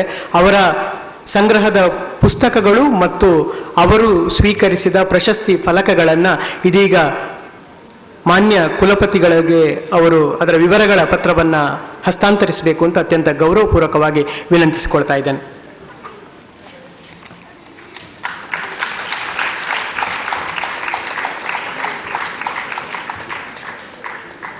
ಎಸ್ ಪಿ ರಾಮಚಂದ್ರ ಅವರ ಜೊತೆಗೆ ಉಷಾ ರಾಮಚಂದ್ರ ಇವರು, ಎಸ್ ಪಿ ಶಿವಪ್ರಕಾಶ್ ಇವರು ಮತ್ತು ಸ್ವಾಮಿನಾಥನ್ ಇವರು ಬಂದಿದ್ದಾರೆ. ಕುಟುಂಬದ ಎಲ್ಲರನ್ನ ನಾನು ಇಲ್ಲಿ ಗುರುತಿಸಿ ನಮ್ಮೆಲ್ಲರ ಗೌರವವನ್ನು ಸಮರ್ಪಿಸ್ತಾ ಇದ್ದೇನೆ. ಇದೀಗ ಒಂದೆರಡು ಮಾತುಗಳನ್ನು ನಮ್ಮ ಜೊತೆಗೆ ಹಂಚಿಕೊಳ್ಬೇಕು ಅಂತ ಎಸ್ ಪಿ ರಾಮಚಂದ್ರ ಇವರಲ್ಲಿ ವಿನಂತಿಸ್ಕೊಳ್ತಾ ಇದ್ದೇನೆ.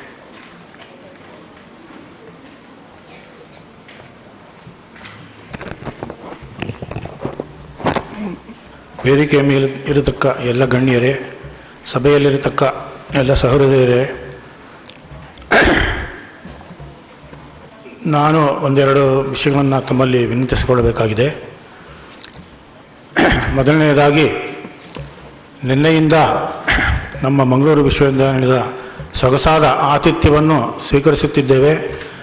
ಅದಕ್ಕಾಗಿ ನಾನು ಮತ್ತು ನನ್ನ ಮನೆಯವರ ಎಲ್ಲರ ಪರವಾಗಿ, ನನ್ನ ಬಂಧುಗಳ ಪರವಾಗಿ ನಮ್ಮ ವಿಶ್ವವಿದ್ಯಾನಿಲಯದ ಉಪಕುಲಪತಿಗಳಿಗೆ ಮತ್ತು ಶಿವರಾಮ ಶೆಟ್ಟರಿಗೆ ಮತ್ತು ಎಲ್ಲ ಸಹೃದಯರಿಗೆ ಅನಂತಾನಂತ ವಂದನೆಗಳನ್ನು ಅರ್ಪಿಸುತ್ತೇನೆ. Professor doctor S V Parameshwara ಭಟ್ಟರ ಬಗ್ಗೆ ನಾನು ಕೆಲವು ವಿಷಯಗಳನ್ನು ಹೇಳಬೇಕು ಅಂತ ಅಂದ್ಕೊಂಡಿದ್ದೆ. ಆದರೆ ನಾನು ಮಾತಾಡೋದು ನನಗೇನು ಅಂಥ ಸೊಗಸಾಗಿ ಮಾತಾಡೋಕ್ಕೆ ಬರೋದಿಲ್ಲ. ನಾನು ಏನೇನು ಕೆಟ್ಟದಾಗಿ ಹೇಳಬೇಕಾಗಿತ್ತೋ ಅದನ್ನೆಲ್ಲ ಬಹಳ ಸೊಗಸಾಗಿ ನಮ್ಮ ನಿಸಾರ್ ಅಹಮದ್ ಅವರು ಮತ್ತು ನಮ್ಮ ನರಹಳ್ಳಿ ಬಾಲಸುಬ್ರಹ್ಮಣ್ಯ ಅವರು ಸೊಗಸಾಗಿ ನಮ್ಮ ತಂದೆಯವರ ಬಗ್ಗೆ ಬಿಂಬಿಸಿದ್ದಾರೆ. ಅದಕ್ಕಾಗಿ ಅವರಿಗೆ ಕೃತಜ್ಞತೆಗಳನ್ನು ಅರ್ಪಿಸುತ್ತೇನೆ. ಆ ಒಂದು ಭಾರ ಕೂಡ ನನಗೆ ಈಗ ಕಮ್ಮಿಯಾಗಿದೆ. ಈಗ ಅದರಿಂದ ನನ್ನ ಮಾತನ್ನು ಸಂಕ್ಷಿಪ್ತವಾಗಿ ನಾವಿಲ್ಲಿ ಬಂದ ಉದ್ದೇಶದ ಬಗ್ಗೆ ಒಂದೆರಡು ಮಾತುಗಳನ್ನು ಹೇಳಬಯಸ್ತೇನೆ. ಈಗ ನಮ್ಮ ತಂದೆಯವರು 1966-67 ಸುಮಾರಲ್ಲಿ ಮೈಸೂರು ವಿಶ್ವವಿದ್ಯಾನಿಲಯದಿಂದ ಇಲ್ಲಿ ಸ್ನಾತಕೋತ್ತರ ತರಗತಿಗಳನ್ನು ಪ್ರಾರಂಭಿಸಲು, ಅಂದರೆ ವಿಶ್ವವಿದ್ಯಾನಿಲಯ ಶುರುವಾಗುವುದಕ್ಕೆ ಮುಂಚೆ ಸ್ನಾತಕೋತ್ತರ ಕೇಂದ್ರ ಸ್ಥಾಪನೆಯಾಗಬೇಕಿತ್ತು. ಹಾಗಾಗಿ ನಮ್ಮ ತಂದೆಯವರು ಮೈಸೂರು ವಿಶ್ವವಿದ್ಯಾನಿಲಯ ಪ್ರೊಫೆಸರ್ ಆಗಿದ್ದವರನ್ನ ಇಲ್ಲಿಗೆ ವರ್ಗಾವಣೆ ಮೈಸೂರು ವಿಶ್ವವಿದ್ಯಾನಿಲಯ ಇಲ್ಲಿಗೆ ವರ್ಗಾವಣೆ ಮಾಡಿತ್ತು. ಮೈಸೂರು ವಿಶ್ವವಿದ್ಯಾನಿಲಯ ಅಧೀನದಲ್ಲಿ ಮಂಗಳ ಗಂಗೋತ್ರಿ ಎಂಬ ಹೆಸರಿನೊಂದಿಗೆ ಇಲ್ಲಿ ತರಗತಿಗಳು, ಸ್ನಾತಕೋತ್ತರ ತರಗತಿ ಮೊದಲನೇದಾಗಿ ನನಗೆ ಗೊತ್ತಿರೋ ಮಟ್ಟಿಗೆ ಕನ್ನಡ ತರಗತಿಗಳು ಶುರುವಾದವು. ಆಗ ಫಸ್ಟ್ ಅವ್ರು ಬಂದ್ಬಿಟ್ಟು ವುಡ್ಲ್ಯಾಂಡ್ಸ್ ಹೋಟೆಲಲ್ಲಿ ಇಳ್ಕೊಂಡಿದ್ದು. ಅಲ್ಲಿ ಯಾಕೆ ನಮ್ಮ ಹತ್ರ ಎಲ್ಲ ಅವ್ರ ವಿಷಯಗಳನ್ನು ಹಂಚ್ಕೋತಿದ್ರು. Woodlands hotel ಇಳ್ಕೊಂಡಿದ್ದು. ಅಲ್ಲಿಂದ ಒಂದೇ ಒಂದು ರೂಮಿನ ಕೊಠಡಿಯಲ್ಲಿ ಸೈಂಟ್ ಅಲೋಷಿಯಸ್ ಕಾಲೇಜಲ್ಲಿ ಕನ್ನಡ ತರಗತಿಗಳು ಶುರುವಾದವು. ಅನಂತರ ಒಂದೊಂದಾಗಿ ಬೇರೆ ಬೇರೆ ಆಮೇಲಿಂದ ನನ್ನ ನೆನಪಿರೋ ಪ್ರಕಾರ ಮ್ಯಾಥಮೆಟಿಕ್ಸ್, ಅದಾದಮೇಲೆ ಜಿಯೋಗ್ರಫಿ, ಆಮೇಲೆ ಹಿಸ್ಟ್ರಿ, ಹೀಗೆ ಎಲ್ಲ ಸ್ನಾತಕೋತ್ತರ ತರಗತಿಗಳು ಶುರುವಾದವು. ನಿನ್ನೆ ಕೂಡ ನಮ್ಮ ವೈಸ್ ಚಾನ್ಸಲರ್ ಸಾಹೇಬರು ಹೇಳ್ತಾ ಇದ್ರು, ಪರಮೇಶ್ವರ್ ಭಟ್ರು ಕನ್ನಡ ಅಧ್ಯಯನ ಸಂಸ್ಥೆಗೆ ಮಾತ್ರ ಸೀಮಿತ ಮಾಡಬೇಡಿ, ಮಂಗಳ ಗಂಗೋತ್ರಿಯನ್ನು ಕಟ್ಟಿದ್ರಲ್ಲಿ ಅವರ ತುಂಬ ಅವರ ಶ್ರಮ ಇದೆ, ಅದನ್ನು ನಾವು ಗುರುತಿಸಬೇಕು ಅಂತ ಹೇಳಿದ್ರು. ಅದು ನನಗೆ ಬಹಳ ಸಂತೋಷವಾಯಿತು, ಅದು ನಿಜವಾದ ವಿಚಾರ. ಹಾಗಾಗಿ ನಮ್ಮ ತಂದೆಯವರು ಆವಾಗ ಬಂದಾಗ ನನಗೆ ಒಂದು ಸಂಕೋಚದಿಂದ ಹೇಳಬೇಕಾಗಿದೆ, ಅವಾಗ ಯೂನಿವರ್ಸಿಟಿ ಕಾರ್ ಕೂಡ ಕೊಟ್ಟಿರಲಿಲ್ಲ. ಅವರು ಒಂದೇ ಒಂದು ಬಸ್ ಓಡಾಡ್ತಿತ್ತು. ನಮ್ಮ ಹತ್ರ ಹೇಳ್ತಿದ್ರು, ಅವರು ಒಂದೇ ಒಂದು ಬಸ್ಸು ಮಂಗಳೂರಿಂದ ಕೊಣಾಜಿಗೆ ಬರ್ತಿತ್ತು. ಆ ಬಸ್ಸಲ್ಲಿ ಅವರು ಓಡಾಡಿಕೊಂಡು ಎಲ್ಲ ಫುಲ್ಲು ಒಂದು ರಸ್ತೆಗಳು ಕೂಡ ಇರಲಿಲ್ಲ, ಕೆಮ್ಮಣ್ಣು ತುಂಬಿದ ರಸ್ತೆಗಳು. ಆ ರಸ್ತೆಗಳಲ್ಲಿ ಬಂದು ಇಲ್ಲಿ ಏನೇನು ಕಟ್ಟಡಗಳು ಉಸ್ತುವಾರಿ ಮಾಡಬೇಕು ಎಲ್ಲ ಮಾಡಿಕೊಂಡು ಮತ್ತೆ ಹಿಂದಕ್ಕೆ ಸ್ನಾತಕೋತ್ತರ ಕೇಂದ್ರ ಸೈಂಟ್ ಅಲೋಸಿಯಸ್ ಕಾಲೇಜಿಗೆ ಹೋಗಿ ಅಲ್ಲಿ ತರಗತಿಗಳನ್ನು ನಡೆಸ್ತಾ ಇದ್ರು. ಇಂಥ ಪರಿಸ್ಥಿತಿಯಲ್ಲಿ ಅವರು ಬಹಳ ಶ್ರಮ ವಹಿಸಿ ಈ ಸ್ನಾತಕೋತ್ತರ ಕೇಂದ್ರ ಬರುವುದಕ್ಕೆ ಕಾರಣಕರ್ತರಾದರು. ನನಗೆ ಗೊತ್ತಿರೋ ಮಟ್ಟಿಗೆ ಅವರು ಇನ್ನೊಂದು 3 ವರ್ಷ ಮುಂಚೆ ರಿಟೈರ್ ಆದರು. ಇಲ್ಲೇ ಇತ್ತಂದ್ರೆ ನಿರ್ದೇಶಕರಾಗಿ ರಿಟೈರ್ ಆದರು, ಇಲ್ಲದ್ರೆ ವೈಸ್ ಚಾನ್ಸಲರ್ ಕೂಡ ಆಗ್ಬೋದಾಗಿತ್ತೇನೋ, ಆ ಒಂದು ಅವರಿಗೆ ಪ್ರಾಪ್ತಿ ದೊರೆಯಲಿಲ್ಲ. ಅಂತ ಒಂದು ಸಂಸ್ಥೆಯಲ್ಲಿ ಅವರು ನಿಧನಾನಂತರ ನಾನು ನನ್ನ ಪತ್ನಿ ಇಲ್ಲಿಗೆ ಬಂದಿದ್ವಿ. ಒಂದು ಸ್ಮರಣೋತ್ತರ ಒಂದು ವಿಚಾರ ಸಂಕಿರಣ ನಡೆದಿತ್ತು. ಆಗ ಬರುವಾಗ ಅವಾಗ ಒಂದು ನಮಗೆ ಹೇಳಿದ್ರು, ಇಲ್ಲಿ SVP ಹೆಸರಿಟ್ಟೆ ಕನ್ನಡ ಅಧ್ಯಯನ ಸಂಸ್ಥೆಗೆ SVP ಹೆಸರಿಡ್ತೀವಿ, ಮತ್ತೆ ಇಲ್ಲಿ ಪುಣಾಜಿಯ ಮುಖ್ಯ ರಸ್ತೆಗೆ SV ಪರಮೇಶ್ವರ್ ಭಟ್ರ ರಸ್ತೆ ಅಂತ ಹೆಸರಿನ ನಾಮಕರಣ ಆಗ್ತದೆ, ಮತ್ತೆ ಅವರದೊಂದು ತಾಮ್ರದ ಒಂದು ಬಸ್ಟ್ ಮಾಡಿ ಇಡ್ತೀವಿ ಅಂತೆಲ್ಲ ಹೇಳಿದ್ರು. ಬಟ್ ಅದೇನೋ ಕಾರಣಾಂತರದಿಂದ ಅದೆಲ್ಲ ಮುಂದುವರಿತು. ಆದರೆ ಕೊನೆಗೆ ನಿಶ್ಚಯವಾಗಿ SVP ಕನ್ನಡ ಅಧ್ಯಯನ ಸಂಸ್ಥೆಯನ್ನು ಹೆಸರಿರುವ ಒಂದು ಸಂಸ್ಥೆ ಇಲ್ಲಿ ಉದ್ಭವ ಆಯಿತು. SVP ಅವರು ಮೈಸೂರು, ಬೆಂಗಳೂರು ಕೂಡ ತುಂಬಾ ಪ್ರಚಲಿತದಲ್ಲಿದ್ದರೂ ಕೂಡ ಏನೋ ಕಾರಣಾಂತರಗಳಿಂದ ಪ್ರತಿ ವರ್ಷ ಅಥವಾ ಯಾವುದೇ ಕಾರಣಕ್ಕೂ ಅವರ ಇವನ 100ನೇ ವರ್ಧಂತಿಗೂ ಕೂಡ ಬಹಳ ಸೊಗಸಾಗಿ ಅಲ್ಲಿ ನಡೆಯಲಿಲ್ಲ. ಆದರೆ ನಮ್ಮ SVP ಸಂಸ್ಮರಣ ಸಂಸ್ಥೆ ಎನ್ನುವ ಒಂದು ಸಂಸ್ಥೆ ಏರಿಯಾ ಲಕ್ಷ್ಮಣ ಆಳ್ವರ ಅಧ್ಯಕ್ಷತೆಯಲ್ಲಿ ಮತ್ತು ನಮ್ಮ ದಾಸಜನ ಎನ್ನುವ ಅವರ ಅನೇಕ ಪ್ರಿಯ ಮಿತ್ರರು, ಶಿಷ್ಯರು, ಇವರ ಒಂದು ಒತ್ತಾಸೆಯಿಂದ ಮಂಗಳೂರಿನಲ್ಲಿ ಪ್ರತಿ ವರ್ಷ ಒಂದು ಫಂಕ್ಷನ್ ಮಾಡ್ಕೊಂಡು ಬರ್ತಾ ಇದ್ದಾರೆ. ಬಹಳ ಸೊಗಸಾದ ಸಂಗತಿ. ಅದನ್ನೇ ನಮ್ಮ ವೈಸ್ ಚಾನ್ಸಲರ್ ಅವ್ರಿಗೆ ಹೇಳ್ತಿದ್ದೆ, ವಿಶ್ವವಿದ್ಯಾಲಯ ಕೂಡ ಅಥವಾ ಕನ್ನಡ ಅಧ್ಯಯನ ಸಂಸ್ಥೆ ಕೂಡ ಅದರೊಟ್ಟಿಗೆ ಸಹಯೋಗ ಮಾಡಿದರೆ ಮುಂದಕ್ಕೆ ಇನ್ನೂ ತುಂಬ ಸೊಗಸಾದ ಆ ಕೆಲಸಗಳನ್ನು ಮಾಡ್ಕೊಂಡು ಬರ್ಬೋದು ಅಂತ. ಸೊ ಇಂಥ ಒಂದು ವಿಚಾರ ಮನಸ್ಸಲ್ಲಿ ನಡೀತಿರುವಾಗ ನಮ್ಮ ತಂದೆಯವರ ಗ್ರಂಥ ಸಂಗ್ರಹ ಭಂಡಾರದಲ್ಲಿದ್ದಂಥ ಕೆಲವು ಅಮೂಲ್ಯವಾದ ಗ್ರಂಥಗಳು, ಅಂದರೆ ಕನ್ನಡ ವಿಶ್ವಕೋಶ ಮೈಸೂರು ವಿಶ್ವವಿದ್ಯಾಲಯದಿಂದ ಪಬ್ಲಿಷ್ ಆಗಿದ್ದು, ಮತ್ತು ಕಿಟಲ್ ಡಿಕ್ಷನರಿ ಮದ್ರಾಸ್ ಯೂನಿವರ್ಸಿಟಿಯಿಂದ ಪಬ್ಲಿಷ್ ಆಗಿದ್ದು, ಇವುಗಳೆಲ್ಲ ನನ್ನ ಹತ್ರ ಬಂದಿತ್ತು. ಅಂದರೆ ನಮ್ಮ ತಂದೆಯವರ ಕಾರಣಾನಂತರ ನನ್ನ ಹತ್ರ ಅವೆಲ್ಲ ವ್ಯವಸ್ಥಿತವಾಗಿ ಬಂತು. ಸೊ ಈಗ ಇದನ್ನೆಲ್ಲ ನಾನು ನೋಡಿದಾಗಲೇ ಏನು ಮಾಡೋದು, ಯಾಕಂದರೆ ನಮ್ಮ ಒಂದು ನಾಲೆಡ್ಜಿನ ಲೆವೆಲ್ ಅದಕ್ಕಿಂತ ಭಾಳ ಕಮ್ಮಿ. ಸೊ ನಮಗೆ ಮತ್ತು ಫ್ಯಾಮಿಲಿನವ್ರಿಗಾದ್ರೂ ಯಾವ ರೀತಿ ನೀವು ಏನು ಮಾಡ್ಕೊಂಡು ಮಾನಸಂಗೋತ್ರಕ್ಕೆ ಹೋಗೋಣ ಅಂತ ಒಂದು ವಿಚಾರ ಇತ್ತು. ಆದರೆ ಯಾಕೋ ಹಾಗೇ ಮುಂದಕ್ಕೆ ಹೋಗಿ ಆಮೇಲಿಂದ ಕೊನೆಗೆ ಒಂದು ಮೊನ್ನೆ ನಮ್ಮ ಹೋದ ವರ್ಷದ ಒಂದು ಈ ಪ್ರಶಸ್ತಿ ನಮ್ಮ ತಂದೆಯವರ ಹೆಸರಲ್ಲಿ SVP ಸಂಸ್ಮರಣ ಸಮಿತಿ ಸಭೆ ನಡೆದಾಗ ಅದು ನಾನೊಂದು ಪ್ರಸ್ತಾಪ ಮಾಡಿದೆ ವಿವೇಕರಯ್ಯವ್ರ ಹತ್ರ. ಅವ್ರ ಮುಂಚಿನ ಇಲ್ಲಿನ ಉಪಕುಲಪತಿಗಳು ಅವ್ರ ಹತ್ರ ಪ್ರಸ್ತಾಪ ಮಾಡುವ ಅವರು ಕೂಡ ಹೇಳಿದ್ರು, ಇಲ್ಲ ಇದು ಬಹಳ ಒಳ್ಳೆ ವಿಚಾರ, ನಮ್ಮ ಶಿವರಾಮ್ ಶೆಟ್ಟಿ ಇಲ್ಲೇ ಇದ್ದಾರೆ, ಕರಿತೀನಿ ನಾನು ಅವ್ರ ಹತ್ರ ಮಾತಾಡುವ ಅಂತೇಳಿ ಕೂಡಲೇ ಶಿವರಾಮ್ ಶೆಟ್ಟರನ್ನು ಕರೆದು ಯಾಕೆ ಈ ವಿಚಾರನ ಮುಂದುವರಿಸಬಾರ್ದು, ಈ ರಾಮಚಂದ್ರ ಅವರು ಈ ರೀತಿ ಒಂದು ಅಭಿಲಾಷ ವ್ಯಕ್ತಪಡಿಸ್ತಿದ್ದಾರೆ, ಅವರಲ್ಲಿರೋ ಅಮೂಲ್ಯವಾದ ಗ್ರಂಥಗಳು ಮತ್ತು ಅವರ ಎಲ್ಲ ಬಂದಿರತಕ್ಕ ಪ್ರಶಸ್ತಿಗಳು ಎಲ್ಲಾನು ಇಲ್ಲೇ ಯಾಕೆ ಇಟ್ಕೋಬಾರ್ದು ಅಂತಂದ್ರು. ಶಿವರಾಮ್ ಶೆಟ್ಟರು ಒಂದು ಕಾರಣಾನಂತರ ಬೆಂಗಳೂರಿಗೆ ಬಂದಾಗ ನಮ್ಮ ಮನೆಗೆ ಬಂದು ಅದನ್ನೆಲ್ಲ ನೋಡಿ ಅವರು ಬಹಳ ಸಂತೋಷಪಟ್ಟರು. ಇಲ್ಲ ನೀವು ಮಾಡ್ತಿರೋದು ಬಹಳ ಒತ್ತಾಸೆಯಿಂದ ನಾನು ಕೂಡ ಅದಕ್ಕೆ ಒತ್ತಾಸೆ ಕೊಡ್ತೀನಿ, ಮಾಡೋಣ, ನಮ್ಮ ಉಪಕುಲಪತಿಗಳಲ್ಲಿ ಇದರ ಬಗ್ಗೆ ವಿಚಾರ ಮಾಡ್ತೀನಿ ಅಂತ ಹೇಳಿದ್ರು. ಅನಂತರ ಉಪಕುಲಪತಿ ನಾನು ಒಂದು ಪತ್ರ ಕೂಡ ಬರೆದಿದ್ದೆ, ಅವರ ಒಂದು ಅನುಮೋದನೆ ಕೂಡ ಸಿಕ್ಕಿತು. ಹೀಗಾಗಿ ನಾವು ಆ ಪುಸ್ತಕಗಳನ್ನೆಲ್ಲ ಅಂದರೆ ಅಮೂಲ್ಯವಾದ ಅದು ತೂಕವಾದ ಗ್ರಂಥ ಅಂದರೆ ಕಂಟೆಂಟಲ್ಲೂ ತೂಕ ಉಂಟು, ನಿಜವಾಗ್ಲೂ ತೂಕ ಉಂಟು. ಸೊ ಅಮೂಲ್ಯವಾದ ಗ್ರಂಥಗಳನ್ನು ಮತ್ತು ಅದರೊಂದಿಗೆ ನಮ್ಮ ತಂದೆಯವರು ಬಂದಿರ್ತಕ್ಕ ಎಲ್ಲ ಪ್ರಶಸ್ತಿಗಳು, ಅದರೊಟ್ಟಿಗೆ ಅವ್ರಿಗೆ ಬಂದಿರತಕ್ಕ ಫಲಕಗಳು, ಇದನ್ನೆಲ್ಲ ಇಲ್ಲಿಗೆ ತಂದು ಕೊಟ್ಟು ಬಿಡುವುದು ಅಂತ ಒಂದು ವಿಚಾರ ಆಯಿತು. ಆಮೇಲೆ ಕೂಡ ನನಗೆ ಬಹಳ ಥಿಂಕಿಂಗ್ ಆಯಿತು. ನಮ್ಮ ಅಕ್ಕನೊಡನೆ, ನಮ್ಮ ತಮ್ಮನೊಡನೆ, ನನ್ನ ಪತ್ನಿಯೊಡನೆ ಮತ್ತು ನನ್ನ ತಂಗಿಯೊಡನೆ ನಾನು ವಿಚಾರ ವಿನಿಮಯ ಮಾಡಿದೆ.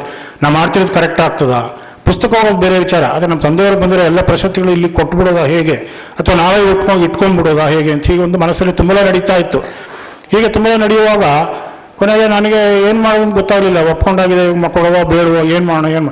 ಆದರೆ ನನಗೆ ನಿಶ್ಚಯವಾಗಿ ಒಂದು ವಿಷಯ ಗೊತ್ತಾಯಿತು, ನನ್ನ ಜನರೇಷನ್ ಪರವಾಗಿಲ್ಲ, ನೆಕ್ಸ್ಟ್ ಜನರೇಷನ್ನು ಮಾಡೋವಂಥ ಚಾನ್ಸ್ ಉಂಟು. ಆದರೆ ಈಗ ನಾವೀಗ ಏನು ಹೇಳ್ತೀವಿ ಗ್ಲೋಬಲ್ ಸಿಟಿಸನ್ ಅಂತ, ಇಂಥ ಒಂದು ಸಂದರ್ಭದಲ್ಲಿ ನಮ್ಮ ಮೊಮ್ಮಕ್ಕಳು ಅವರೆಲ್ಲ ಇಲ್ಲೇ ಇದ್ಕೊಂಡು ಅದನ್ನೆಲ್ಲ ಕಾಪಾಡ್ಕೊಂಡು ಬರ್ತಾರೆ ಅಂತ ನನಗೆ ಖಂಡಿತವಾಗಿ ನಂಬಿಕೆ ಬರಲಿಲ್ಲ.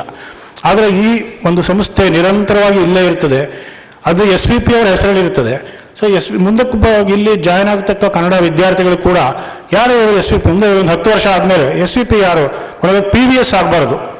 ಸೊ ಎಸ್ ವಿ ಪಿ ಅಂತಲೇ ಯಾರು ಇವರು ಎಸ್ ವಿ ಪಿ ಅಂತ ಅಂದ್ಕೊಂಡು ಅವ್ರಿಗೂ ಕೂಡ ಒಂದು ಅದಕ್ಕೆ ನಾವು ಇಲ್ಲೇ ಕೊಟ್ಟುಬಿಟ್ರೆ ಅದೆಲ್ಲ ಒಂದು ಎಕ್ಸಿಬಿಟ್ ಮಾಡಿ ಇಟ್ಟರೆ ಅವ್ರ ಬಗ್ಗೆ ಕೂಡ ತಿಳುವಳಿಕೆ ಬರ್ತದೆ. ಈ ಸಂಸ್ಥೆಯನ್ನು ಕಟ್ಟಿದ ಅವರ ಬಗ್ಗೆ ಒಂದು ಒಳ್ಳೆ ಜ್ಞಾನ ಉಂಟಾಗ್ತದೆ ಅಂತ ಹೇಳ್ಕೊಂಡು ಕೊನೆಗೆ ನಾವೇನು ಮಾಡಿದ್ವಿ, ಇಲ್ಲ ಇದೇ ಬಹಳ ಒಳ್ಳೆಯ ಕೆಲಸ, ಇದನ್ನು ಮಾಡೋದೇ ಸೂಕ್ತ ಅಂತ ತಿಳ್ಕೊಂಡ್ಬಿಟ್ಟು ಕೊನೆಗೆ ನಾವು ತಂದು ಕೊಟ್ವಿ. ನಿನ್ನೆ ನಾವು ನಮ್ಮ ಉಪಕುಲಪತಿಗಳ ಜೊತೆ ಮಾತಾಡ್ತಿರ್ಬೇಕಾದ್ರೆ ಅವ್ರು ಬಹಳ ಭರವಸೆ ಕೊಟ್ಟರು. ಈಗ ಕೂಡ ನನ್ನ ಹತ್ರ ಹೇಳಿದ್ರು ನಾವು ಇದನ್ನು ಖಂಡಿತ ಕಾಪಾಡ್ಕೊಂಡ್ಬರ್ತೀವಿ ಅಂತ. ಬಹಳ ಸಂತೋಷ ಆಯಿತು. ನನ್ನ ಹೆಗಲ ಮೇಲಿದ್ದ ಒಂದು ದೊಡ್ಡ ಭಾರ ಕೆಳಗೆ ಆಯಿತು. ಆದರೆ ಈಗ ಆ ಭಾರ ನಮ್ಮ ಶಿವರಾಮ್ ಶೆಟ್ಟರ್ ಮೇಲೆ, ನಮ್ಮ ಉಪಕುಲಪತಿಗಳ ಮೇಲೆ ಬಿದ್ದಿದೆ. ಅವರು ಖಂಡಿತ ಇದನ್ನು ಚೆನ್ನಾಗಿ ಕಾಪಾಡ್ಕೊಂಡು ಹೋಗ್ತಾರೆ ಅಂತ ಭರವಸೆಯೊಂದಿಗೆ ನಾನು ಅವುಗಳನ್ನೆಲ್ಲ ಸಮರ್ಪಣೆ ಮಾಡ್ತಾ ಇದ್ದೀನಿ. ನಿನ್ನೆ ಅದನ್ನು ತಂದುಕೊಟ್ಟು ನಾನು ಅಲ್ಲಿ ನಮ್ಮ ಶಿವರಾಮ್ ಶೆಟ್ಟರ್ ಅಧೀನಕ್ಕೆ ಕೊಟ್ಟಿದ್ದೀನಿ. ಇವತ್ತು ಸಾಂಕೇತಿಕವಾಗಿ ಅದೊಂದು ಲಿಸ್ಟನ್ನು ಮಾತ್ರ ನಮ್ಮ ಉಪಕುಲಪತಿಗಳಿಗೆ ಕೊಟ್ಟಿದ್ದೀನಿ. ಸೊ ನಾನು ತಮ್ಮೆಲ್ಲರಿಗೂ ಇವೆರಡು ವಿಷಯವನ್ನು ತಿಳಿಸಿ ನನ್ನ ಸಂಕ್ಷಿಪ್ತ ಮಾತುಗಳನ್ನು ಮುಗಿಸ್ತಿದ್ದೀನಿ. ನಮ್ಮ ತಂದೆಯವರು ಹೇಳ್ತಿದ್ರು, ಹೂವಿನೊಡನೆ ನಾರು ಕೂಡ ದೇವರು ಮುಡಿಗೆ ಇರ್ತು ಅಂತ. ಆ ರೀತಿ ನಮಗೆ ನಮ್ಮ ಎಸ್ ವಿ ಪರಮೇಶ್ವರ ಸಹಯೋಗದಲ್ಲಿ ದ್ವಾರಪಾಲಕರಿಂದ ಬೆಳಗ್ಗೆ ಸೆಲ್ಯೂಟ್ ಸಿಕ್ತು. ನಿನ್ನೆಯಿಂದ ಬಹಳ ಒಳ್ಳೆಯ ಅತಿಥಿ ಸಂಸ್ಕಾರ ಸಿಕ್ತು. ಈಗ ವೇದಿಕೆ ಮೇಲೆ ಎಲ್ಲ ದೊಡ್ಡ ಗಣ್ಯರ ಜೊತೆ ಕೂತ್ಕೊಳ್ಳೋ ಸಂದರ್ಭ ಉಂಟಾಯಿತು. ಅದಕ್ಕಾಗಿ ತಮ್ಮೆಲ್ಲರಿಗೂ ಕೃತಜ್ಞತೆ ಅರ್ಪಿಸಿ ವಂದನೆಗಳು.